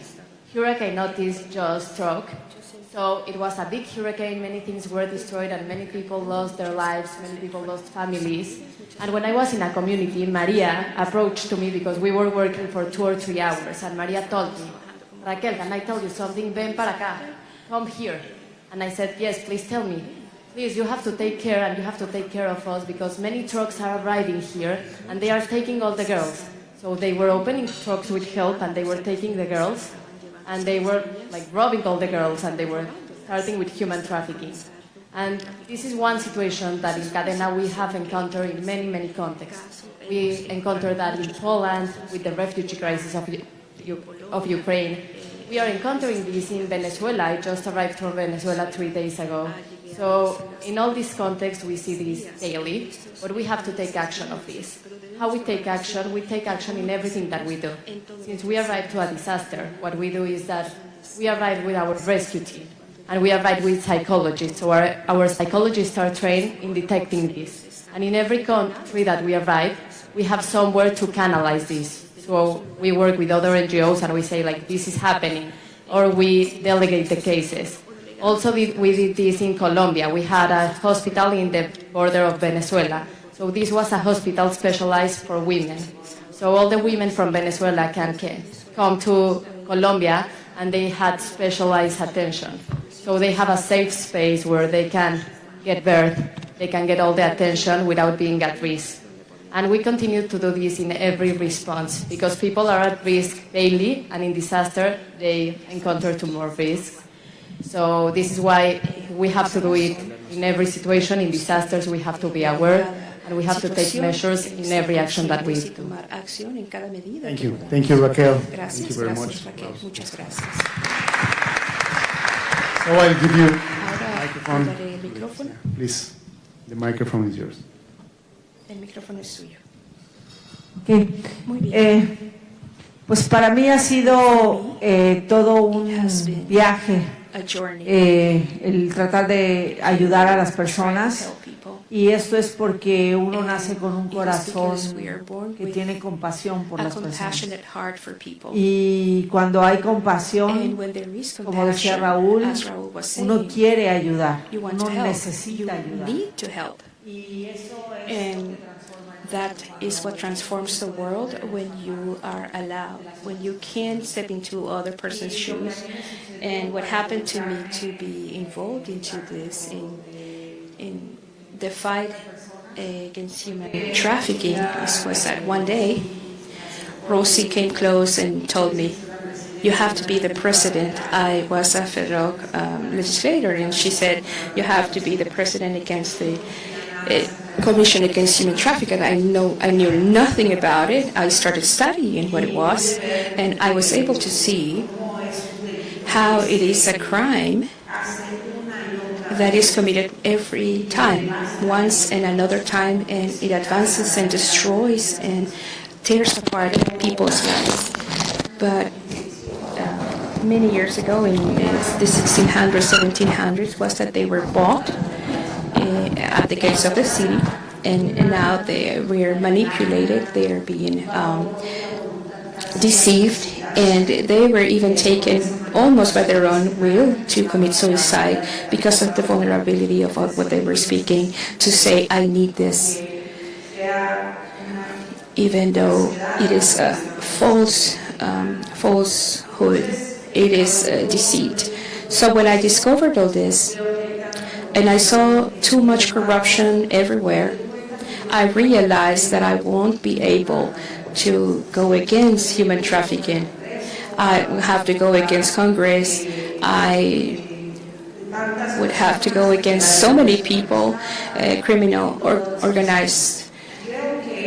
And I believe, hearing Lupita, you feel that it is too wide of a wall that can't be torn down. And that's what I felt. I said, how am I going to be president against human trafficking if this is something that is larger than I am? But when we put God into the strategy, God is even greater than us. And last night I was praying, I was saying, tell me what I have to say there. And he told me, I died in the cross so that everyone could receive the healing and repairing of over-speaking, so that all could reconstruct, rebuild the harmful of what society has become and the world, and that I died. Today I am singing next to the Father. I am alive. I am not impotent. You have to ask me to restore. I have the power to restore, and I will use all of you to do that.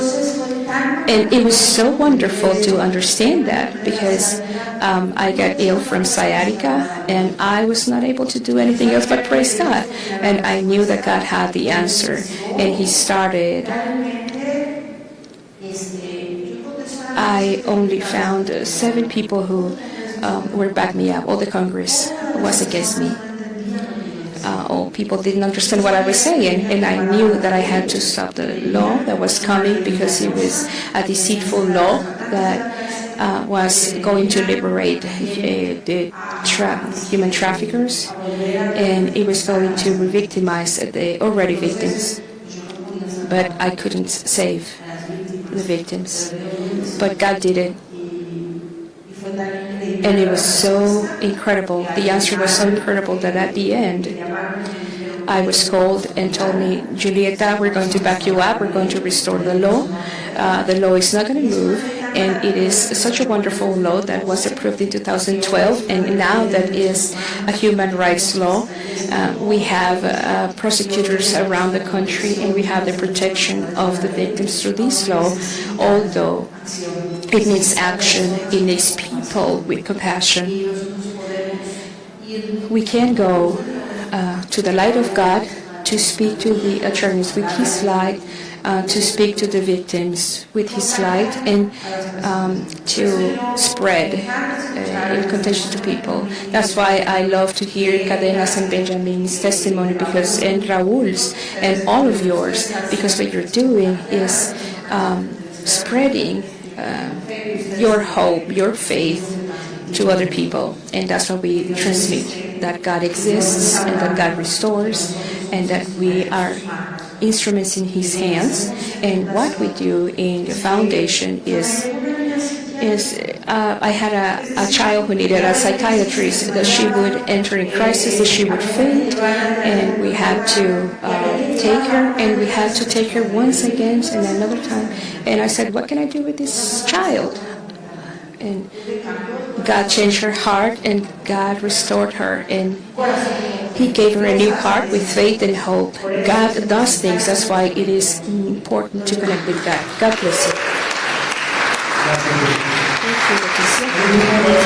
And at last, Joseph. Hello. I want to first thank you for having me here. Gracias por I feel like a tiny person among giants when I hear what some of the people in this room have accomplished. So I feel honored and almost out of place to be talking to you. I'm in this space accidentally. And I'm not, I teach at Columbia, and I serve as an expert witness on cybercrime. For those not familiar with the U.S. system, that means that when there are lawsuits, whether they're criminal or civil, after money is stolen using digital crime, I see the evidence and I render various opinions, try to analyze what happened, what should have happened, etc.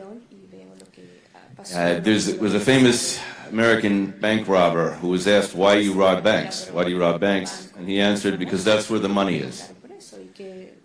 We know, and in 2024, the Financial Crimes Enforcement Network, which is part of the U.S. Treasury Department, stated that human trafficking is one of, if not the most profitable crimes in the world. So, of course, that attracts criminals. I see cybercrimes. I see the evidence from them.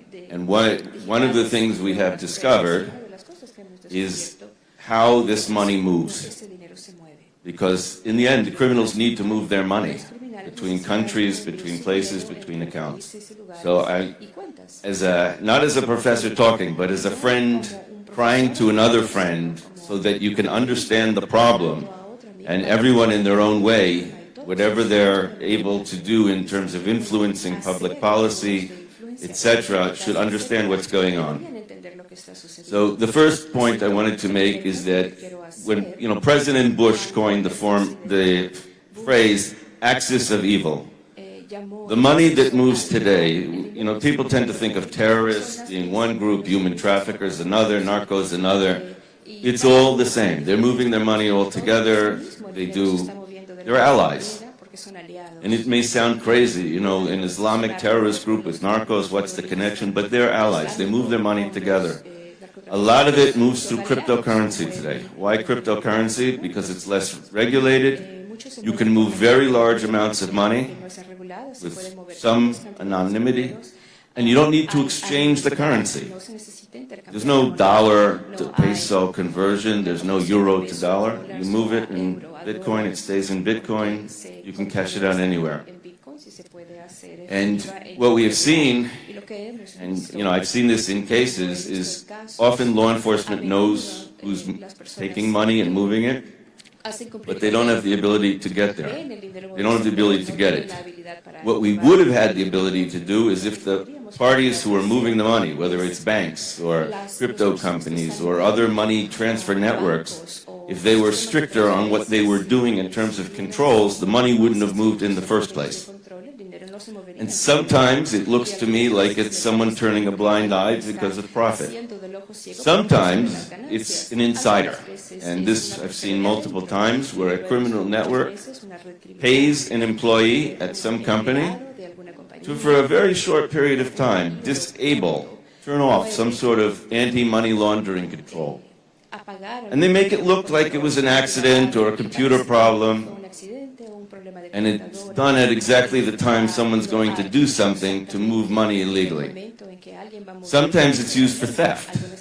But when you steal money, the party that lost the money knows, and then they start investigating it. But if you're moving money that was made illegally, and it just made it through when it shouldn't have made it through, nobody knows.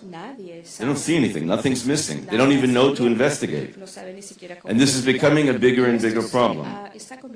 One of the things that I've been able to do is when there is this type of arguing in court, for example, after money is stolen about who's going to take the loss, is to remind judges or arbitrators that there's a second side to the transaction, which is the money was stolen, but somebody got that money.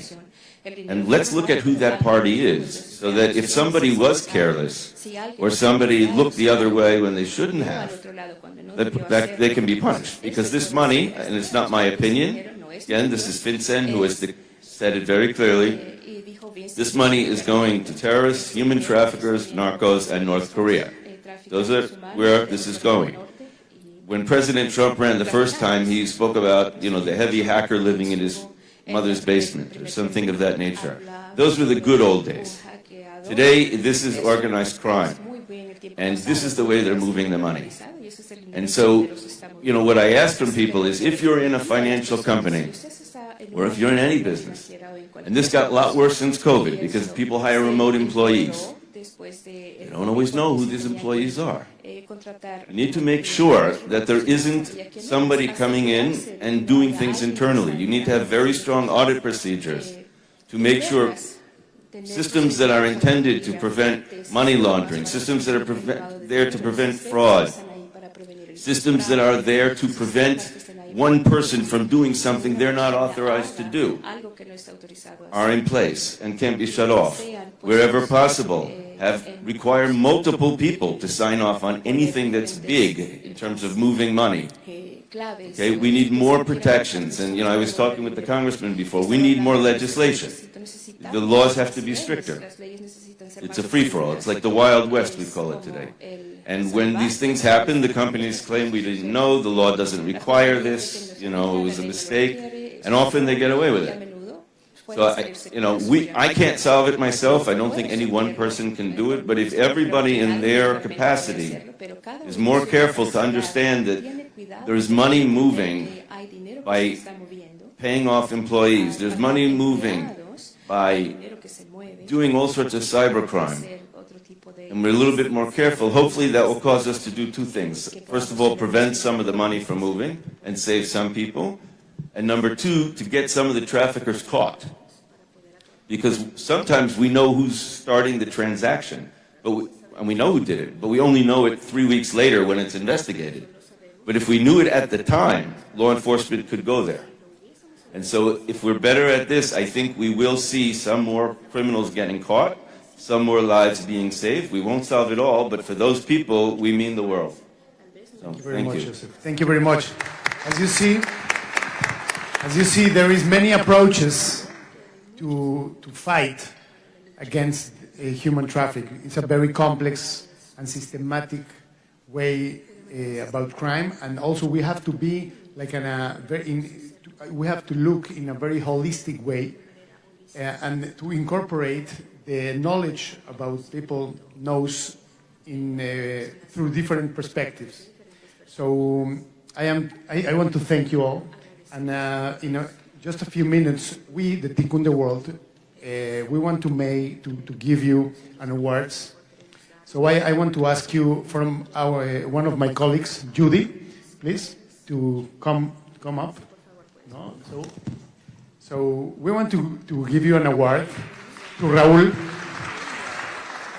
Judy, can you explain like what is this award in the? No? You're me. Okay. Tikkun in Hebrew, and tikkun just means to repair. So in this room, we are very conscious that this is an effort that we all have to do together.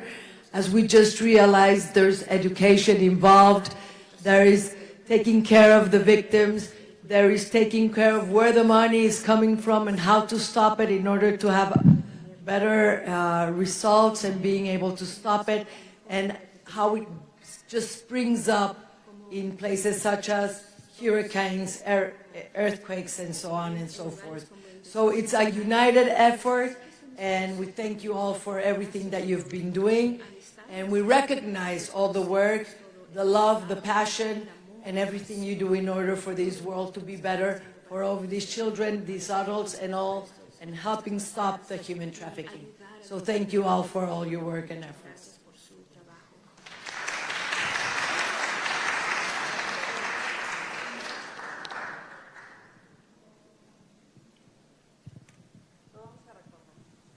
Thank you so much.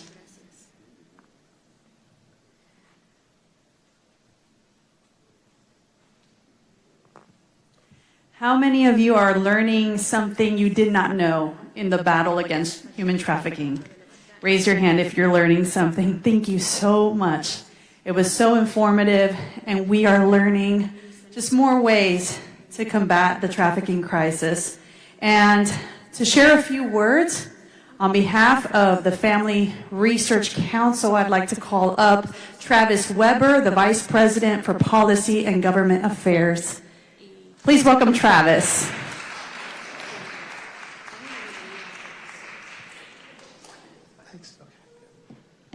Thank you, and thank you, Rosie, and welcome everyone. For those of you who I've not had the pleasure of meeting yet, my name is Travis Weber, Vice President for Policy and Government Affairs at Family Research Council here in Washington, D.C. Organization has a presence in Washington because we seek to bring a biblical perspective on issues concerning the family to the government. You know, we're sitting in a place of significance here, the House of Representatives and the offices of many members of Congress, but ultimately a nation will be blessed based on its adherence to God's Word and the principles that are outlined in God's Word. And me as a Christian, my Christian faith motivates me, but we're joined by an alliance here based on our adherence to principles of justice, truth, and righteousness, which ultimately stem from God as the Creator who's created us, man and woman, in His image. And from that reality, our human dignity is derived. So human dignity and human rights are a widespread currency in the world today, but people sometimes forget that they come from the reality and truth. It's not a matter of my opinion.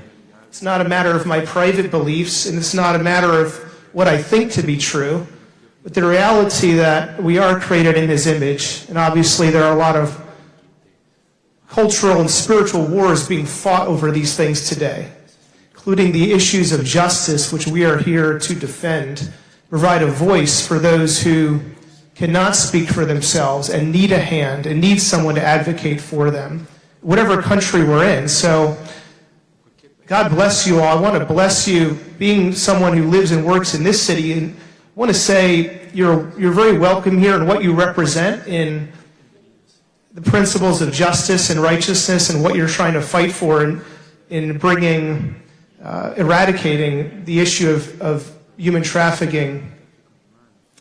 I want to welcome what you are bringing to Washington, D.C.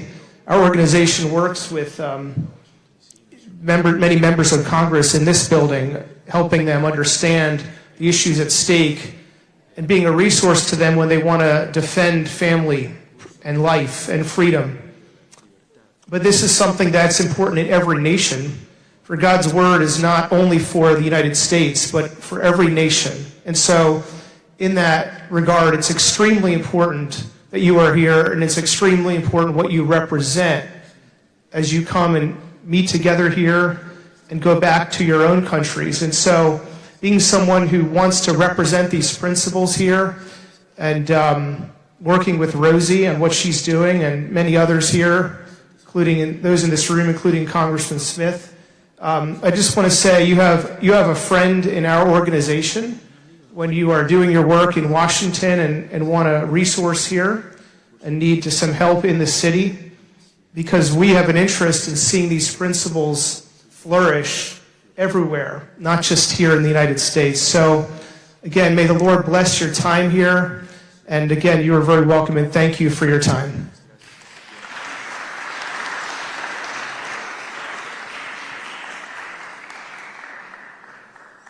Thank you so much, and we are going to move on to our next panel. I want to share just a little bit of information before I present them. Right after this next panel, we will have lunch here in the room. We have a lunch break from 12 to 1 p.m., so you won't have to really go out, but we're going to have that break, and I just wanted to anticipate and announce that so you don't go anywhere, because right after this amazing next panel, we'll have our lunch break here in this facility. So we are going to move on to our judiciary panel and legal professionals.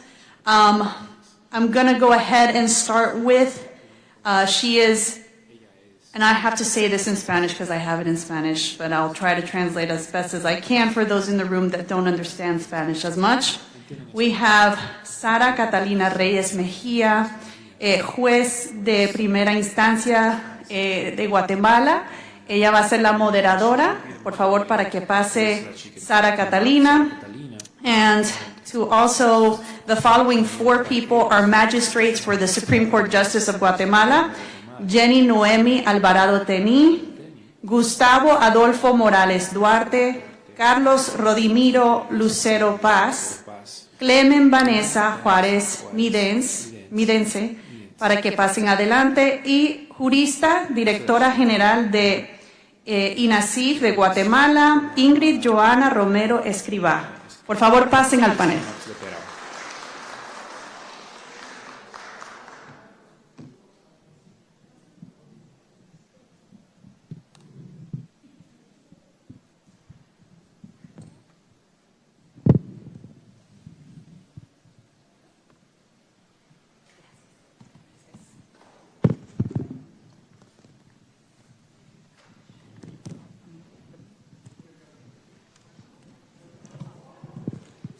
¿Sí?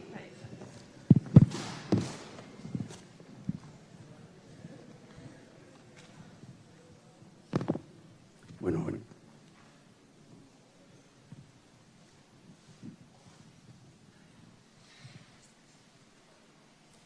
Buenos días a todos y a todas. Good morning, everyone, and welcome today. Todas, bienvenidos. Damas y caballeros, somos Guatemala. Bienvenidos a todos.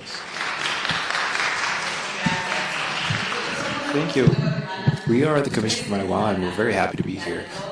Before everything, to be able to share with everyone as we can. They're heroes that every day they fight without recognition, formal recognition, besides satisfaction that we are doing what's right. And today, it is my pleasure to be present my bosses, definitely.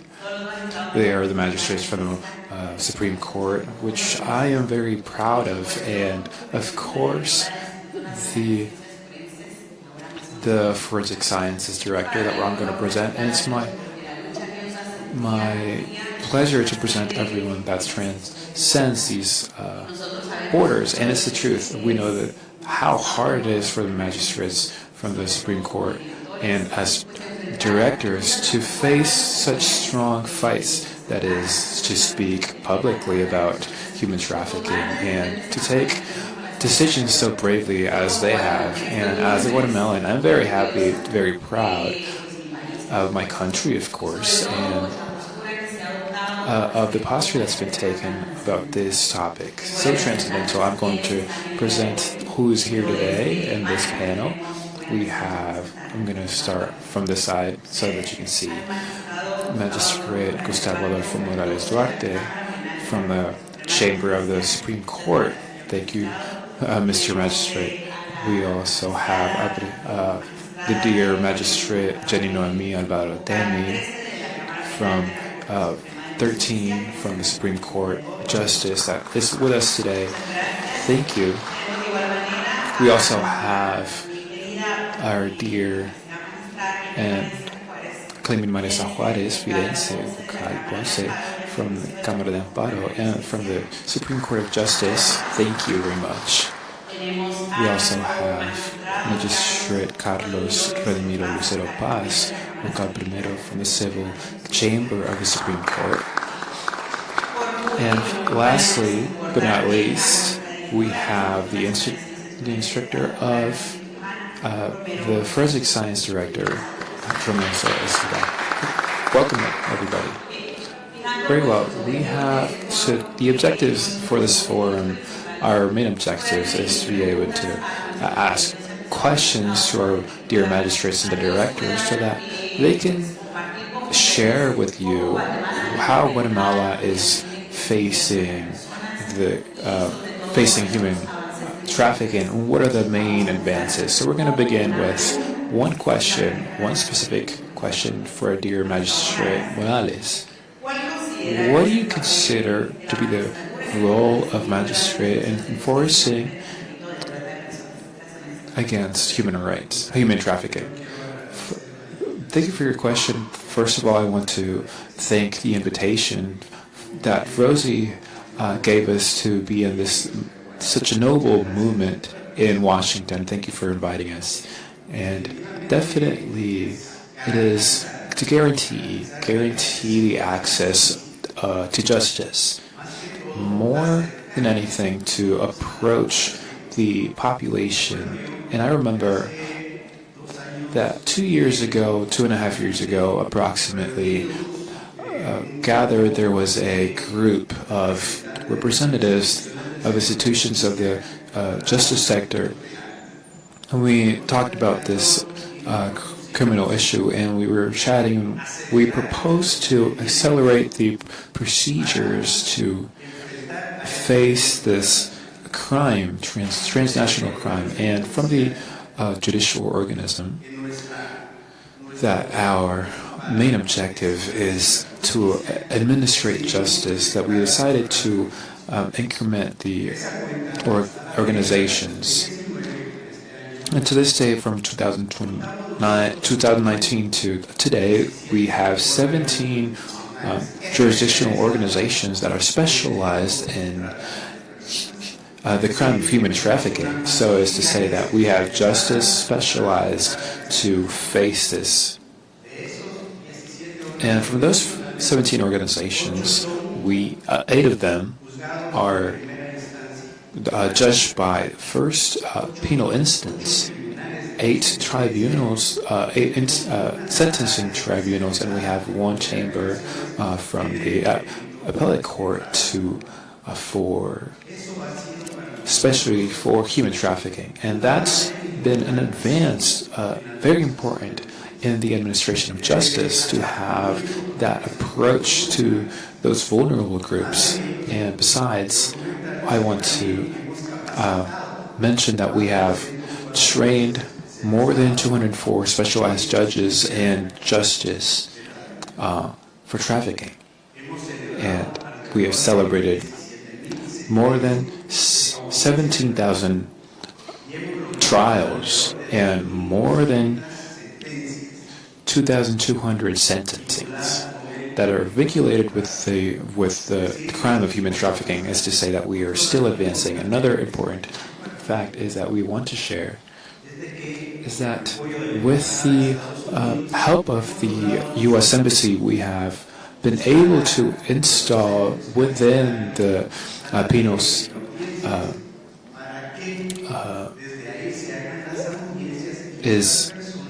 centers for trials, so that these people don't have to go to the jurisdictions, and that way we avoid re-victimization of people. And that's been advanced because through technology we have been able to have those trials, to not suspend them and to not make those trials longer. And that's been our answer, is to guarantee that access to justice. Thank you. Thank you, Mr. Magistrate. As you can appreciate of the magistrate's answer, is that we are conscious and we are evident.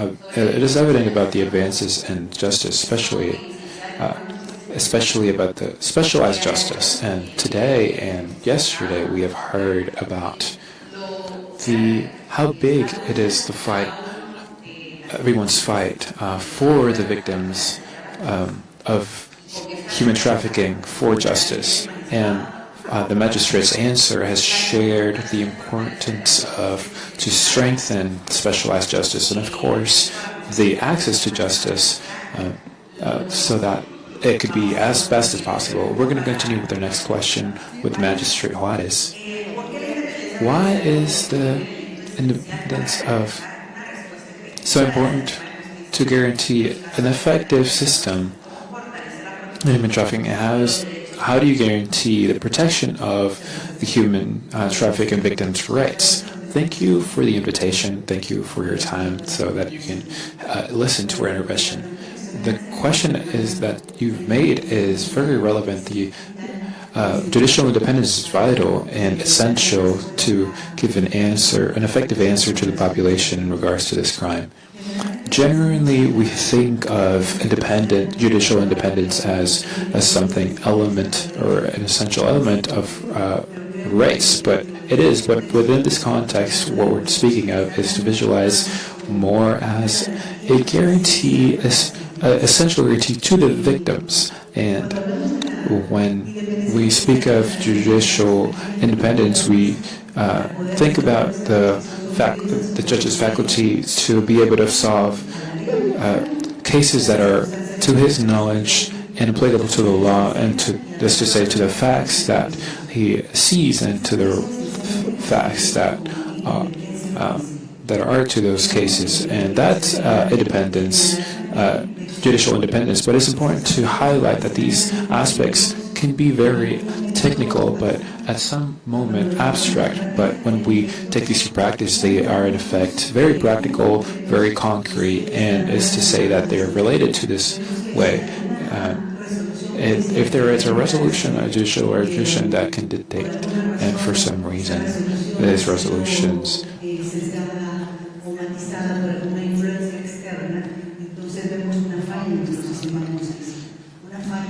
if there's a fail that affects, not only affects the victims but also affects the society, and these type of fails creates a crack which we can't allow. In fact, we have created with the Supreme Court that has been pushed through Magistrate Morales and Magistrate Alvarado to cover the tribunals, so that we are conscious, so that with those activities and those intents, we also allow a strengthening to the judicial career, so that we can foment a stability within the judges, so that they can allow within an impartial way and without stopping, so that way the justice system has taken into effect the the ample way of treating the human trafficking victims, but also the processes so that we have solutions based only on the law and the things based only on the law and impartial trials. So, and for us, as judges, it's important what she has mentioned, what the magistrate has mentioned, and we recognize and admire the labor that you have done every day. And before everything, the way that you support us is one of the principal objectives, because independent justice strengthens the resolutions, as you have mentioned. This point is so important because really without independent justice, it's hard to face this and all the things that can come up. Thank you so much for Magistrate, because it's one of the most important points of this conversation. We're going to continue with the next question with Magistrate Lucero. Magistrate Lucero, how can the magistrate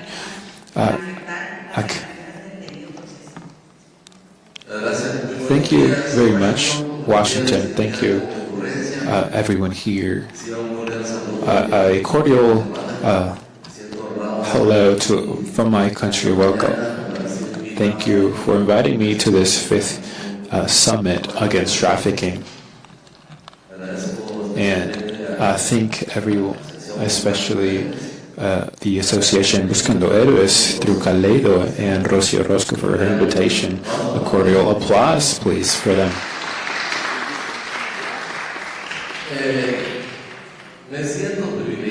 I feel privileged in first place because I have the privilege to talk to you as a magistrate of the Supreme Court of Justice of Guatemala, and to listen this morning and we invoke the presence of God. We make a prayer asking for His wisdom, and I listen to the testimonies of life that makes you think differently. And I didn't bring a booklet for my answers, but those appreciations I give in the morning, because those appreciations make my booklet change. And it's not the same to be in one organization that administers justice to a jurisdiction, to listen to those testimonies of life that you get shared. And that made me be more conscious of the reality that we live in and throughout the world, because this is a transnational crime. We Guatemalans live it, you here in DC live it, and that like that in the entire country, and that makes me commit as a magistrate of the Supreme Court of Justice to keep fighting to eradicate that crime that really affects the world in our society.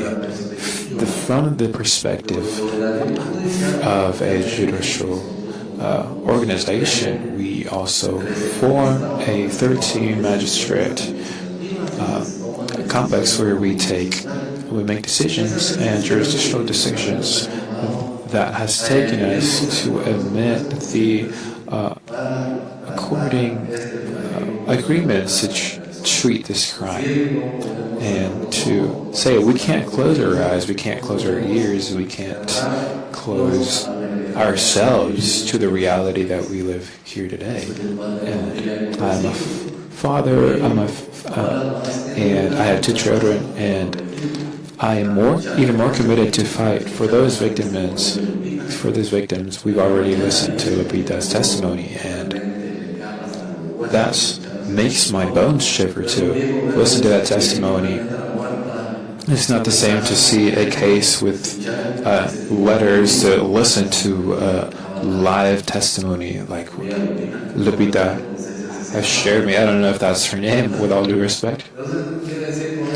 But as to say, we are going to give a greater, what it is, push to this topic. To our victims, we're going to give them more attention.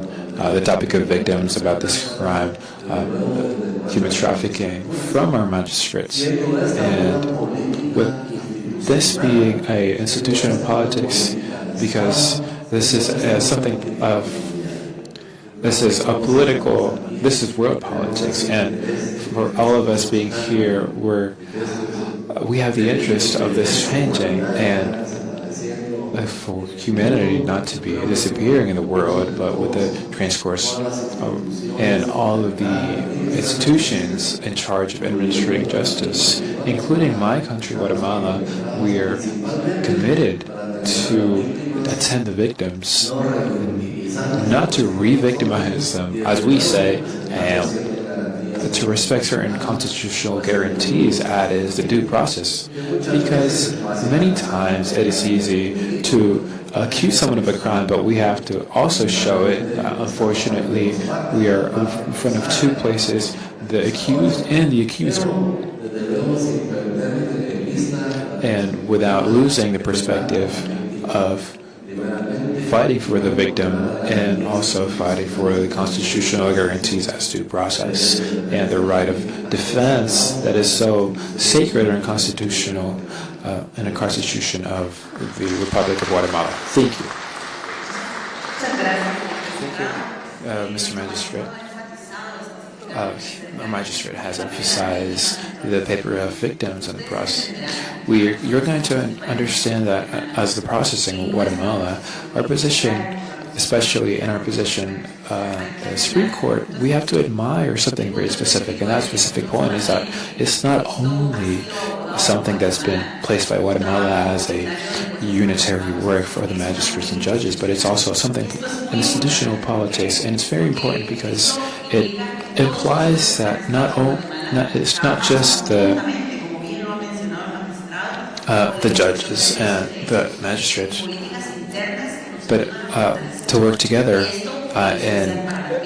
inside policies that helps us work. But equilibrium, as the magistrate mentioned, is in the respective guarantees as to balance all of that is the effort that we all have, and to respect those guarantees of the other side, which is the objective. We're going to continue with our questions with Magistrate Jenny Alvarado. What are the victims of the penal system? What would you consider the main practices that would strengthen and guarantee a reparation that is central to the needs of the victim? Thank you, Sarita. First, I want to thank God for this day, for this great opportunity that we have in this country to open their doors to listen to us and to share what our accomplishments are and our obstacles as well as a country, and as a country, that you don't lose faith, that you are committed to fighting this crime and to prevent and punish as well, and in a way to take each other by the hand and united against this transnational crime. And because many times our obstacles are similar, and it's going to be a big help to eradicate this crime. I want to thank Rosie Orozco. Dear Rosie, thank you for the invitation. You are a great person. You are a image of leadership and unity, and you are contagious in that way because we want to be committed and raise our hands. I also unite myself to united in that fight against human trafficking. Thank you, Rosie. Thank you for everyone that's also believed in her and supported. I shared it last year. I came, and it was very interesting. I left with a different mentality that I came. I went to my country and I shared what I observed here and what I learned here. And I came back. And I'm completely convinced that an important aspect is the sensibility that we have with this topic. As jurists, we have the case and the files, but listening to the testimony of a victim opens our understanding and also our hearts. That makes us understand, and without the an institutional commitment, and without the commitment of the other institutions, we can all strengthen the work that we're doing at international level, Central America, and to the entire world. Also to thank Epoch Times, because they're also giving that cover not to us here present, but also all those that are seeing from home, and to taking this from home and teaching them, oh, what are we doing? We're committed, and for them to know that this evil exists, and giving more space as a technological, for example, to open a space to capture and help some victims. Especially in Guatemala, we have girls and boys that are very vulnerable.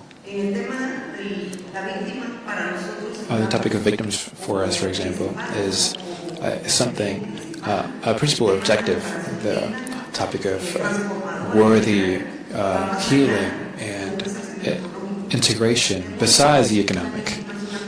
We see that victim is a human being, and have suffered, for example, when Rosie's let go of the plate, I jumped, because that's what happened when her feelings are altered, and that's one example of a human being that we see, a boy or a girl, that their dignity is vulnerable, their person, their mind, their body. And sometimes we think it's going to take time to restore, but the example that she gave motivates us so that we wouldn't lose faith for that committed work in our case through the law and through the work that we do, so that we can consolidate those human rights so that this boy, this girl has the victims human trafficking in all their modes. We believe strongly that the sensibility of the judges is very important. I want to share today that part of who we are here. I want to share that Sara Reyes is the president of the Association of Judges and Magistrates, and in the internal of the judicial, we have more than 1,200 judges. Is that true? Yes, 1,200 judges, and we do social projections work, academic work, and that is good because we have to look for all the places where we can take not only the update of knowledge and jurors and legal, but also the sensibility of the judges, and to see the truth of what our country is going through. The magistrate Juárez Vidense, she precedes the judges of Guatemala and the world, and through this association, it's more than 500 women, because we also have to take into account the perspective of gender and that difference that it makes, and it's to a global level between men and women. We also have to have an update of the different institutes that can realize a equitative justice, and through these associations to promote. It's been gratifying because we can link judges in a good communication so that we can support in different topics. Here is also a group of judges. I'd like for them to stand up. Judges and magistrates. Over there, it's penal, civil, high-risk family. Thank you. Thank you from the urban area, like the city, to the regions of Huehuetenango, Quetzaltenango, other regions, because we know that it's important that we are united in the context, social context, cultural, political. Sometimes it's different, but this evil is one evil, and because that's why it's important that we are strengthened every day, so that we can know and to know that we have good allies like the ones that are here. Is that why the reparation, the worthy reparation, and we're putting more emphasis on it. I'm going to go into more detail, but Guatemala is present, and Guatemala is raising their hands, saying we are present and working hardly against human trafficking. Thank you.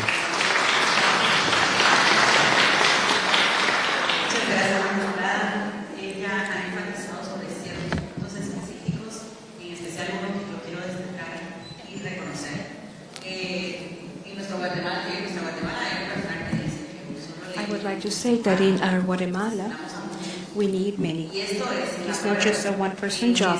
And especially our current Supreme Court, he has been very emphatic so that we can continue to work in specific objectives, and those are of interest to all.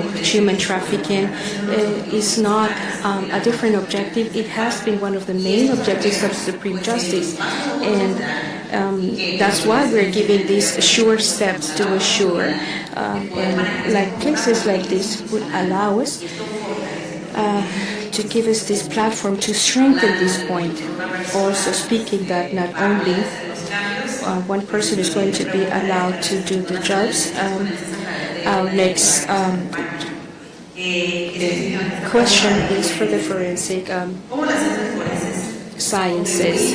How do forensic sciences contribute to crimes related to human trafficking, and how can they impact the expert witness report in cases like this? Good morning to all of you. I am happy and blessed Thursday. We have heard today in these important days in this summit, senators, Congress people, and religious leaders, and committed people works with this social source, and that we also see different modalities that go against every dignity, against people's human rights. And that's why I want to particularly thank Rosie Orozco, the Supreme Court of Guatemala, and all the people that made this activity possible, because they are given participation to a participant who many times is not seen within the criminal process. Who is this? The legal medicine and forensic sciences area, because it becomes an indispensable auxiliary for prosecutors and judges for the process resolutions that are being known. And why? Because through forensic sciences, we many times, not only the witness testimony is enough to credit those violations and crimes that are denounced, but it's also other means of investigations are missing that reinforce what is being said. And here is when forensic science and criminalistics and legal medicine have a true impact within the legal process, because they will not only certify their testimony, but in many times they will also have the voice of those victims, because maybe one person is in a hospital, we can't identify them, we don't know who they are, and this forensic science come through different disciplines. They can come and help in the identification of that victim. Also, forensic sciences have a very important impact within the legal process, because they can help a judge determine which those sexual aggressions were, and what are those physical signs, and through psychological evaluations, they can determine what harm that person has faced, given the constant abuse they have suffered. What has the psychological process that has been implied has been to submit that victim. And also forensic sciences and criminalistics have to do with the handling of those indicators that are found during this process. Remember, we have seen it yesterday I was very impacted by what one person said, and I will make mine his words when he said that criminals are not humanized anymore, but are more technological because they're hiding behind a computer, behind a device. And I was very impressed by that because we are in an era of change. The internet era is changing the world, and that's something we are facing. And that's why institutions, it is necessary that institutions like forensics and legal have the opportunity to share with you in forums like this so that you can also involve institutions who have an impact against human trafficking and in the fight. That's why I am very thankful, because you also had the opportunity to see. We had senators, congresspeople, religious leaders, very committed organizations, even victims who have shared with us their experiences. But there is also that actor that is very important, the legal forensic sciences institutions, and as we can see in many TV series, the CSIs, that we can, in each of the words, in Guatemala, in ASIF, which is the legal medicine, National Legal Medicine, which is the organization that helps justice through many disciplines. And we help to solve these crimes even more, these impactful crimes, because of the aftermath that lives in the victims. Sometimes they are very difficult to repair despite the state's efforts. They can become impossible to repair. Thank you, Doctor. Thank you. Something that I would like to highlight of your answer you gave is something I have to recognize within this summit. This process gives us the opportunity to find the best helps that we can implement in our countries, because this is a transnational problem. It's a regional problem. How can we go further, be better prepared, because you know that criminals won't stop. Criminals, as she said very well, they find different ways to be more invisible before justice, so that it is more difficult to identify and individualize them, prosecute them, and also to minimize victims. And the fact that the victim is not alone in the justice service, and as we were saying, not only their testimony, they try to discredit them or humiliate them so that their testimony is not credible. That's what we're saying, not leaving them alone, but to strengthen them through sciences to help this testimony not only be completely valid, but also supported and backed up. Very important. Thank you. We're going to go to the second question. This is a question that is going to Magistrate Morales and Juarez. This question is specifically about the judicial practices. Which ones do you consider good practices that can strengthen the justice's response, and how can they contribute to guarantee a more specialized, sensible justice and oriented to their protection?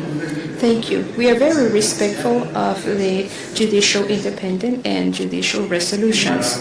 Nonetheless, we consider that because we're talking about a crime, of this crime that is human trafficking, we are going towards specialization in academia so that we can get more sensible justices in this topic, to give them more knowledge in informatics, because they need to comprehend how these criminal organizations operate. That means that the judge needs to be open and to have that full knowledge. At the same time, we are also going towards the goal of the creation of an electronic file. These will come to expedite the procedures. We already have about 150 justices with this electronic file, which also is accompanied with notifications and signatures, electronic signatures and notifications. And these are some of the good practices that we are going forward and also strengthening in our justices. Can you hear me? Well, I agree with Magistrate Morales was saying. I believe that the most relevant in this moment is to continue to train and specialization. Particularly, I would also include in this aspect sensibilization. I do believe that it's very important for judges to be working in this area, have contact with summits and forums like this, where they can have direct information at first hand from the victims or the survivors, because that will generate a different attitude inside the judge and a deeper commitment to justice application. That's why I also believe that institutional tables are important to coordinate procedures and to facilitate the different types of processes and to remove some blockages during the process to expedite judicial resolutions. Thank you very much, magistrates. It is important what you are revealing in this opportunity, and I am speaking to this as a judge, as you would be able to understand. We're just simple human beings, as we all are. There is really not a difference except for training, and in many opportunities, judges are surprised in their good faith, because the truth is switched. And in these attempts of minimizing the victims and at the same time to justify the aggressors' attitudes, and it can surprise judges. But if we judges continue with a preparation, an ongoing preparation, they won't be able to surprise us. That's why what they have said about speaking about the topic is so important, which was what we were discussing in the morning, that it is not possible to silence the voices. When we are speaking about this topic, it becomes familiar for the judge that is judging. We can hear not only within the trials but also in the academic world. It is important because judges and magistrates can open our eyes before the new to identify the new ways criminals are using, and that's why continuous training, technology use in judicial processes is so important. This particularly has been revealed by our magistrate. Now we're going to question for Magistrate Lucero and Mrs. Alvarado. What do you believe to be the principal strengths that the Guatemalan judicial system has to guarantee an effective response against human trafficking, and how will this contribute to the access of justice in the protection of victims? Magistrate Lucero. I would say that I will give her the word first. Excellent.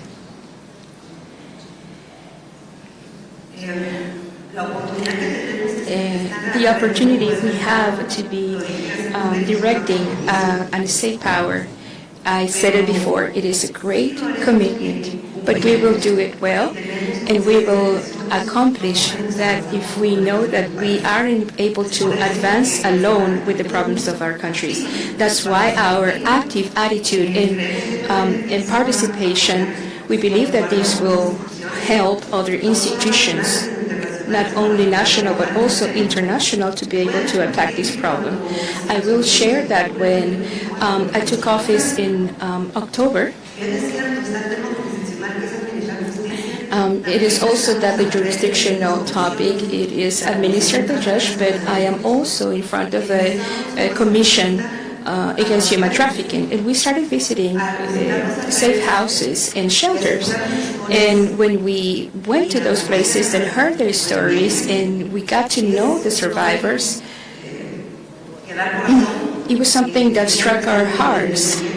of course, we have the understanding without leaving the impartiality objective aside. But yes, the consciousness that we have human traffic people that have been victims of this.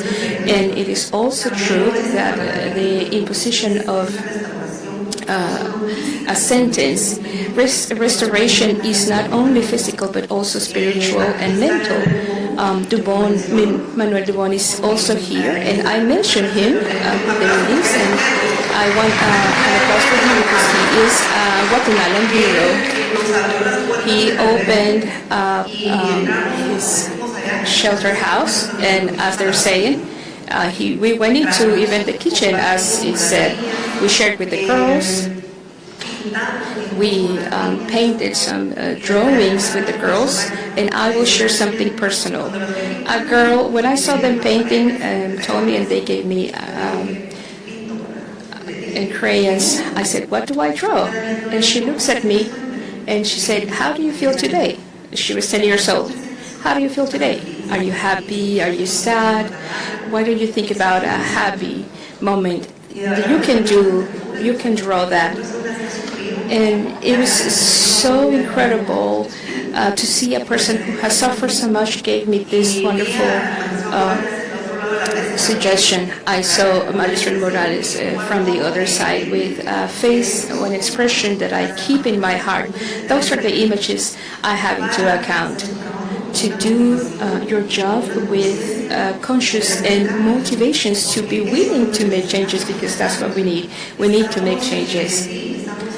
Yes, we are in an institutional center that is led by the president, also the victim protection center, and there are several other offices and several other institutions, and there we talk about different problems that we face as institutions and as countries, and we also generate responses to generate those changes. I want to share that being at the Supreme Court, it is not only a professional challenge, but also to be able to generate a change in which we can open up spaces where what we require is more sensibility, more compromise, more consciousness.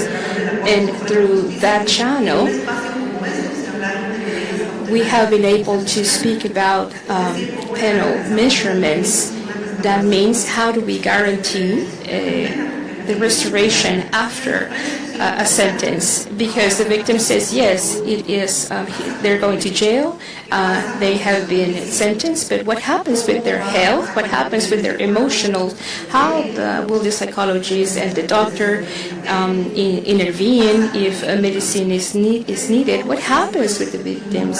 This is important, and that is, since then, how we have generated these projects that are going from 2024 to now. We are now launching a guide with procedures on how to repair, because this is a very, very hard work with the Supreme Court. Another important aspect we're able to do is to help the judge, because there are state programs that for the judge it is also important to have a guide of programs. The Cooperación Española is helping us with this to make these state programs for the judge to take hand of when imposing justice. And for example, let's identify that, say, well, this program can be applied to this case, because those would be guarantees. And also, Rossi was with us in a judicial summit where we also had some victims, and it was very impactful to our judges because we were able to hear their testimonies. And for them to be able to share with us meant, besides the care and the hug, to say we care about what's going on, because a victim would be in Guatemala, in any part of the world. We are also thankful for Rosie's presence because she was there with us in Guatemala.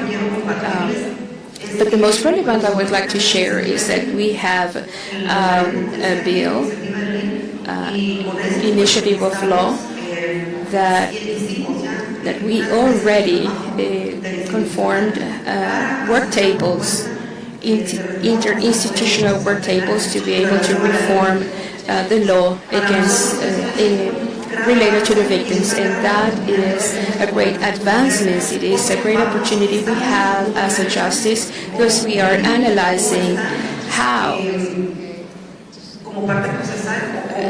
the legal process or legal subject or the process or who is launching this process, not only in sentencing but at the same time transformative, worthy transformation for the victim.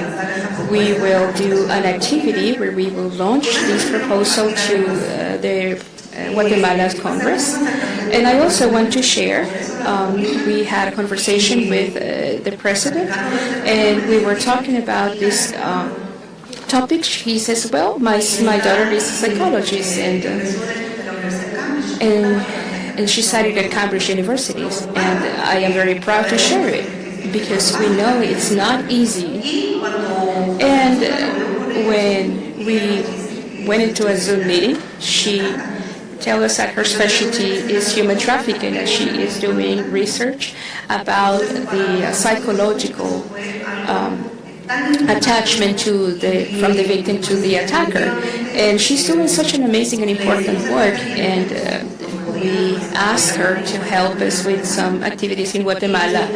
And I'm sharing this with you because in these spaces is precisely, especially in these relationships that we can have with more institutions and more people, we can open up more opportunities to strengthen this topic in actions that can come to strengthen this topic of human trafficking. So as a justice, we have many projects that we have been working on and changes we expect to be made in our country. International participation is also very important. We were in Costa Rica in the update of this international cooperation. We have also received some observations from the Department of State for Guatemala, and we have also been observing and fulfilling so that our institution is able to fulfill the mission of administering justice, and also with that function we want to give the population the peace they need, because there is justice, there is harmony, peace and development for men and women. In Guatemala we have a very high population of indigenous people, so thank you very much. Thank you very much. Please go ahead, Magistrate. Okay. What's the best strength that we are living here, strengthened as a judicial organ in Guatemala by these kinds of activities that says we are not alone against human trafficking, in the human trafficking fight. To say here or over here with you, there are 4 members of Supreme Justice, and we are represented here by 3 chambers, criminal or 2, civil. And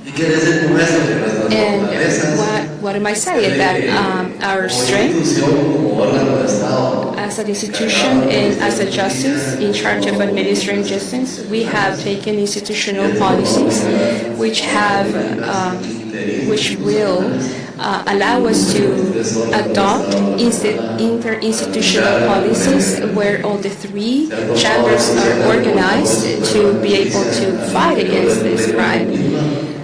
Many laws and jurisdictional organs have been created. Justices, as Magistrate Morales says, and we are helping in our judges' trainings, magistrates, to strengthen the knowledge to strengthen the fight against human trafficking. We have interinstitutional teams, psychologists, pedagogists, and other professionals to help with this institutional strengthening. That is part of our strengths. We also want to thank today because this humanizes me, it makes me human. I had a different idea of human trafficking back in the 80s when I was studying law in San Carlos University. You could hear that about human trafficking very far away. It is a crime, and it has evolved. It has evolved, but also knowledge has evolved, and the ways to resolve and for us to solve this conflict, I believe that that's part of our strength today, especially we are seeing the world is inside this fight so that we are strengthened even more. Thank you very much. Thank you to the magistrates that have answered this important question. How do we, as Guatemala or justice, respond facing this huge need? To be able to support and help the victim must be one of the strengths of human trafficking fight, especially continuing education as one of the most important elements. And we're almost to the end of this conversation we're having today. We have this forum where you're going to be able to also close with a golden bridge, as it should be. We want to share the main conclusions like from INASIF and a Supreme Court about this important topic. To judge, judging to protect is definitely the central point. We're going to ask these last questions. From this perspective, message to important in against human trafficking fight.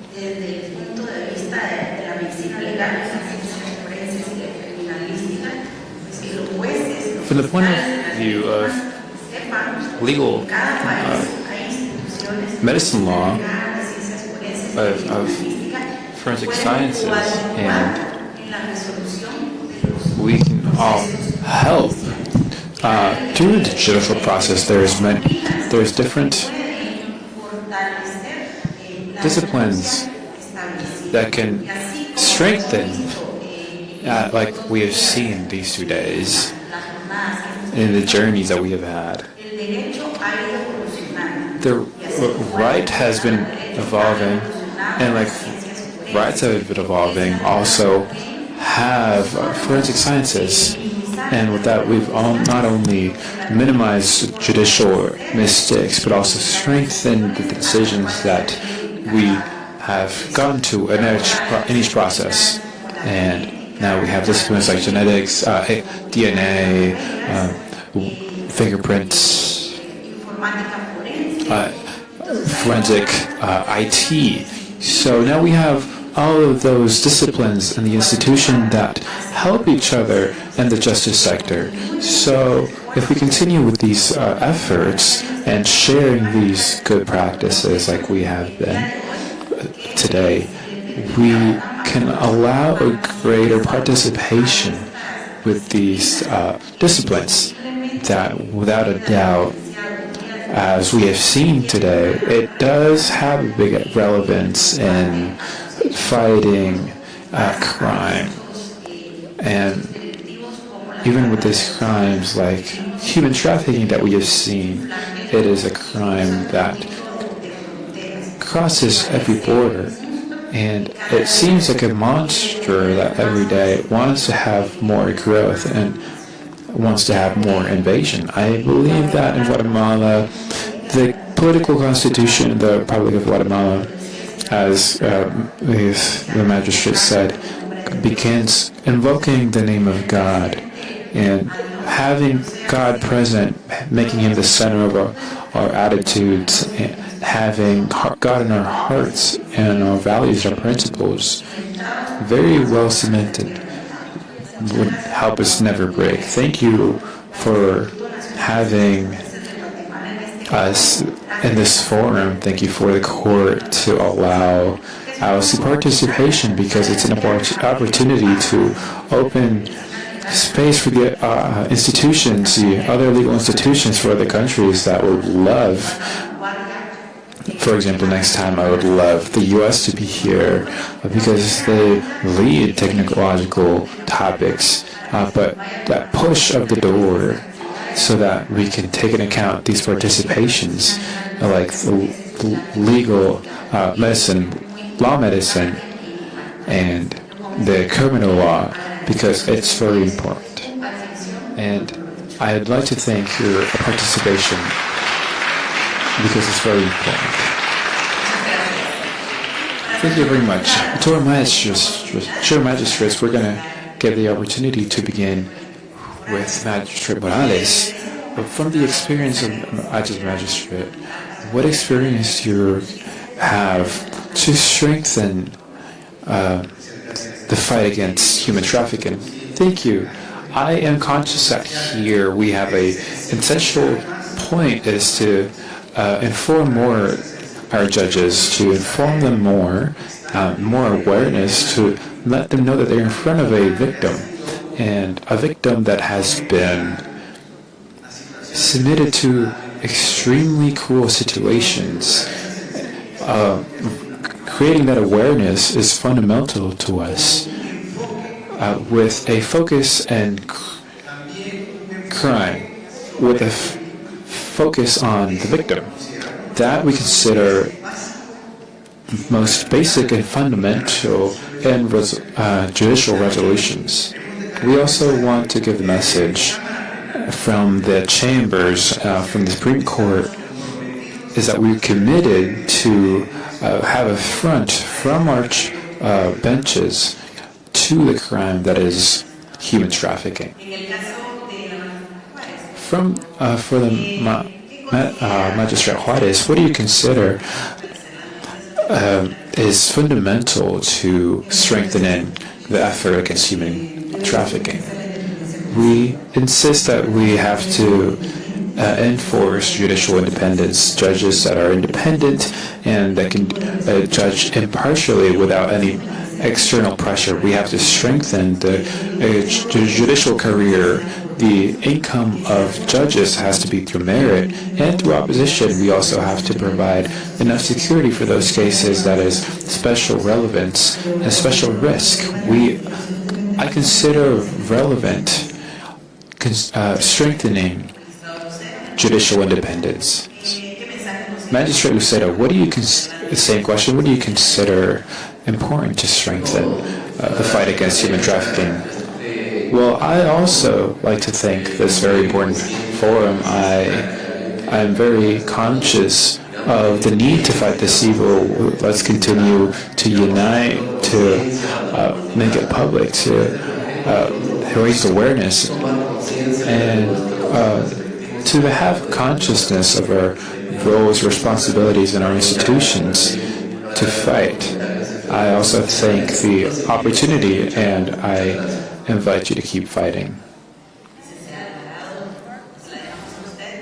Ms. Alvarado, would you like, leave it to you to close this forum. Thank you, Sarai. From Washington, D.C. and this forum, in this 5th summit, Guatemala is present. And the message is that we are committed. We know that it is important. The judges labor with ethics and with constant study, and that institutional commitment that every person that administers justice has. I just want to share that in Guatemala we have a Secretary of Mediation and Conflict Resolution, and it has a unit to facilitate judges, and it consists that the judge of peace that has in the departments has the support of the community leaders, and through these leaders that approach justice and the institutions, and also supports so that they can help these institutions. The support and partnership as a Supreme Court we consider very important, because sometimes we don't know the place where the institution is. Sometimes through the same situation of fear, no one reports. And definitely this partnership, we have found out that every part of the Republic has a different context, but the presence of the Judge of Peace in the states, helps the access to justice. The message is to be united, that we are strengthened today and convinced that we want to be heroes, that we want to be committed, and that without a doubt, God will give us the wisdom and the strength for our countries to be a change, so that this crime wouldn't continue. Access to justice is important. We want to share as well that I was with Daniel Gonzalez, and he spoke to me about what he's doing in social media, and I also think that's going to be a fact that in Guatemala is going to be an important work in media and technology. I also, in a visit, I saw in an Ibero-American summit about family rights and about human rights in Spain, and other projects in which we are strengthening, and our path is widening. There's still a long way to go, but we also have the firm conviction that we are working hardly so that human trafficking is combated. The body isn't a thing. Life isn't a merchandise. No to human trafficking. Yes to our hard work. Rosy Orozco, thank you. God bless you, Rosy. Thank you for everyone. With this, we have ended our forum. Simply, we don't have any more words besides that to say that Guatemala is committed to fight against human trafficking. And with this, to leave it with this phrase, evil exists, but our God is superior. And God is with us in our mission. When people like us unite, we make ordinary things extraordinary. So an applause for everyone here, an applause for our magistrates, and for a special guest. Thank you. Have a good afternoon. Thank you, Rosie. Don't move, please, because it's very important that you mention Lionel. And just right now, Lionel, could you come up? He is one of our heroes.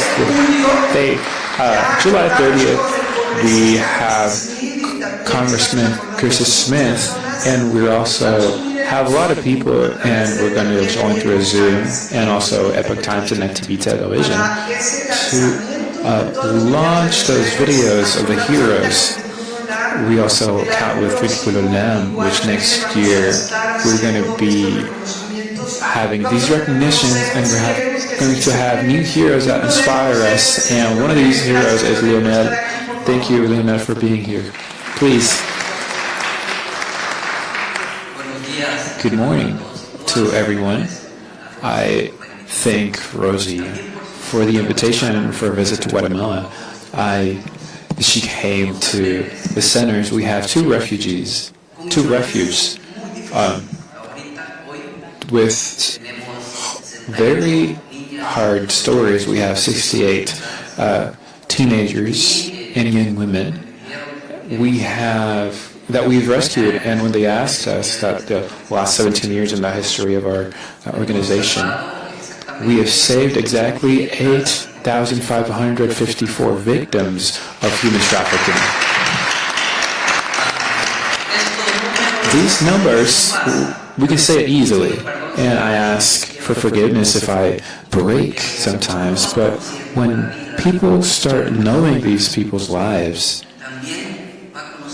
we also know the other side of human evil and society's evil. Sometimes I say that human trafficking, I like the autopsy and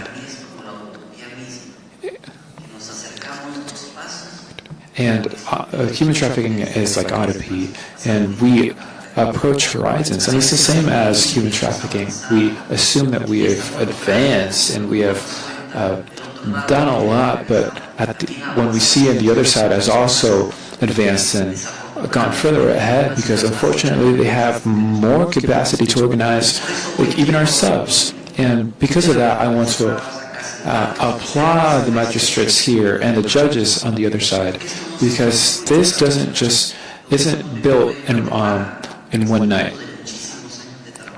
This is a product of many years of work in Guatemala. I'm not going to say names, but many years ago I had to prosecute the son of a magistrate after rescuing 16 years, and I was persecuted, and I had to have measures of safety because of prosecuting criminal structures. And I've also attacked narco parties where we have saved girls that are being sold by narco traffickers to exploit girls' virginity. Yes, when magistrates say girls of 10, yes, there are girls of 9 years old, because that's the perversity of these societies. And sometimes, after 17 years, I'm going to speak as I am right now, but these 60-something survivors that we give us a lot of information that we share with the public, and we know how these structures work, and from there we can partner and rescue these girls with judges. And something that's hard that I'm going to detail later is how we start that process of reconstruction and normalization that the traffickers do with a victim, because when a victim comes in with us, they aren't recognized as victims, and sometimes they defend the traffickers. And Lupita knows it because there's a whole process that the criminals do to destructure the normal of these girls to win them. And we do this work with the judicial system and the public minister to destructure that they've normalized, and we prepare them not to manipulate, but we prepare them so that they can face the process, the penal process, and to take those traffickers out of the streets, and we can avoid more girls to fall into these criminal structures. And it's a lot that we do, and I like to thank your attention for more. If you stay, you're going to stay, but we're going to seek more of it later on. Thank you. Adriana de la Fuentes, if you could come up really quickly before we continue to conclude. I would also like to thank Canadian Adriana that's also here, that one day we got to meet the University of Santander, Enrique Navarro. Enrique, come up 1 second, please, so that we can make this announcement. In Guatemala, we want to offer for them to have first scholarships that the university is going to give against human trafficking. Enrique, could you mention how many scholarships Guatemala can have towards a diploma against human trafficking that's happening in December?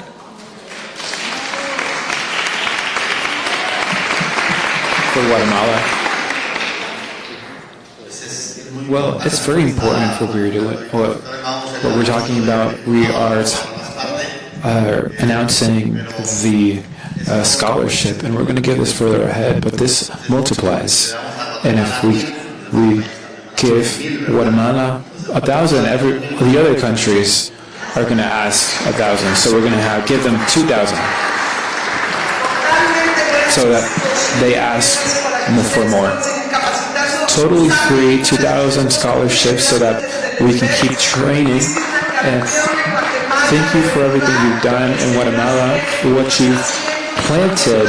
Guatemala is an example to the world. And the judges and magistrates said that Guatemala are an example. Big applause to Guatemala. Adriana, if you can give me the favor. If you want to sit down for a little bit. If you can sit for a minute. 1 minute. Thank you, Rosie. Let's say this stamp, this postal in our minds for more than 230. For more than 230 years, we've talked about abolishing slavery, and it begins at the beginning of the 17th century in Haiti with the rebellions, and for that, France abolished first trafficking and then slavery. If England followed, and we are right now in one of the summits that invites you that this effort has to be strengthened, because Guatemala is one of the most civilized and educated, and they trust that their influence can transform not only lives but also the world. We also face the risk that we are going to swallow things like pills without discerning. We face the risk of believing that this isn't possible, but we have characters that can have the influence talking about topics like in more than 200 countries, like as Sanchez Morundo, and his position influenced the whole world. But we have people like Don Manuel Añorde, who is one of the strongest people in efforts of respecting justice in Mexico.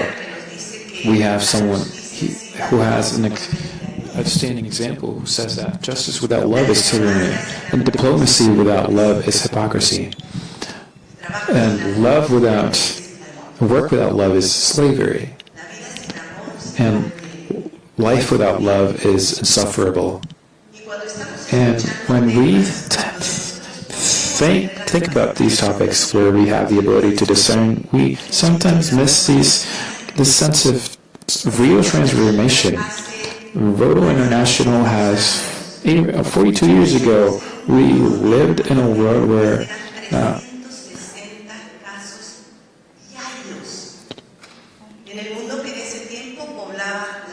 Napoleonitis was everywhere, and now we have more than 8 billion people, and we have 12 cases to a international level. It's been eradicated by someone who is no longer with us through the initiative of brave minds that they haven't let themselves be underestimated by the task. And now we have to push the effort of what we don't see behind the scenes because of these encounters through ideologies. We can't lose sight that religion without love is also fanaticism. God has the sense of faith. God is that replenishes your thirst at justice, because someone without a consciousness cannot oppose to evil. God is good. Dios es bueno. God is everything good. And there isn't just one religion that can unite us to oppose evil and defend evil, but to choose is to renounce. And if we're here, it's because we've renounced other spaces to share what we are and what we know. Let's choose to renounce. sometimes even what we struggle to understand, we can do together. And this encounter, that these circumstances where we renounce to other spaces to be here, it becomes into a mandate. And a mandate and a declaration that it grows visibility and information and education. Because when we know how to renounce, our choices take power. And like Mexico, many religions can say many things, a pastor, a rabbi, a minister, but two people get together and they always choose. Do you choose this woman, or do you choose this man, or do you choose this person? They don't ask us, do you renounce the other people? Do you renounce everyone else? Because they choose us to choose but not to renounce. Let's then choose to share with the people, with the characters, with faith that we see here today, that we keep seeing. Because Rosie, there isn't clarity many times in how hard it is for you to coordinate, to gather, to forgive, and to advance, so that every year we can gather here.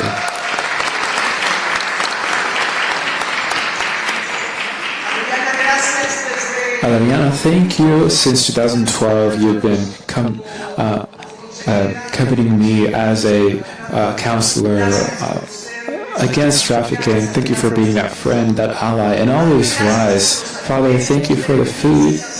Bless the food of those who made it, and let us, in this time, choose love and be united, because only united with you and with us, we can make the difference. That's the slogan of the United Commission. United, we can make a difference. God bless you.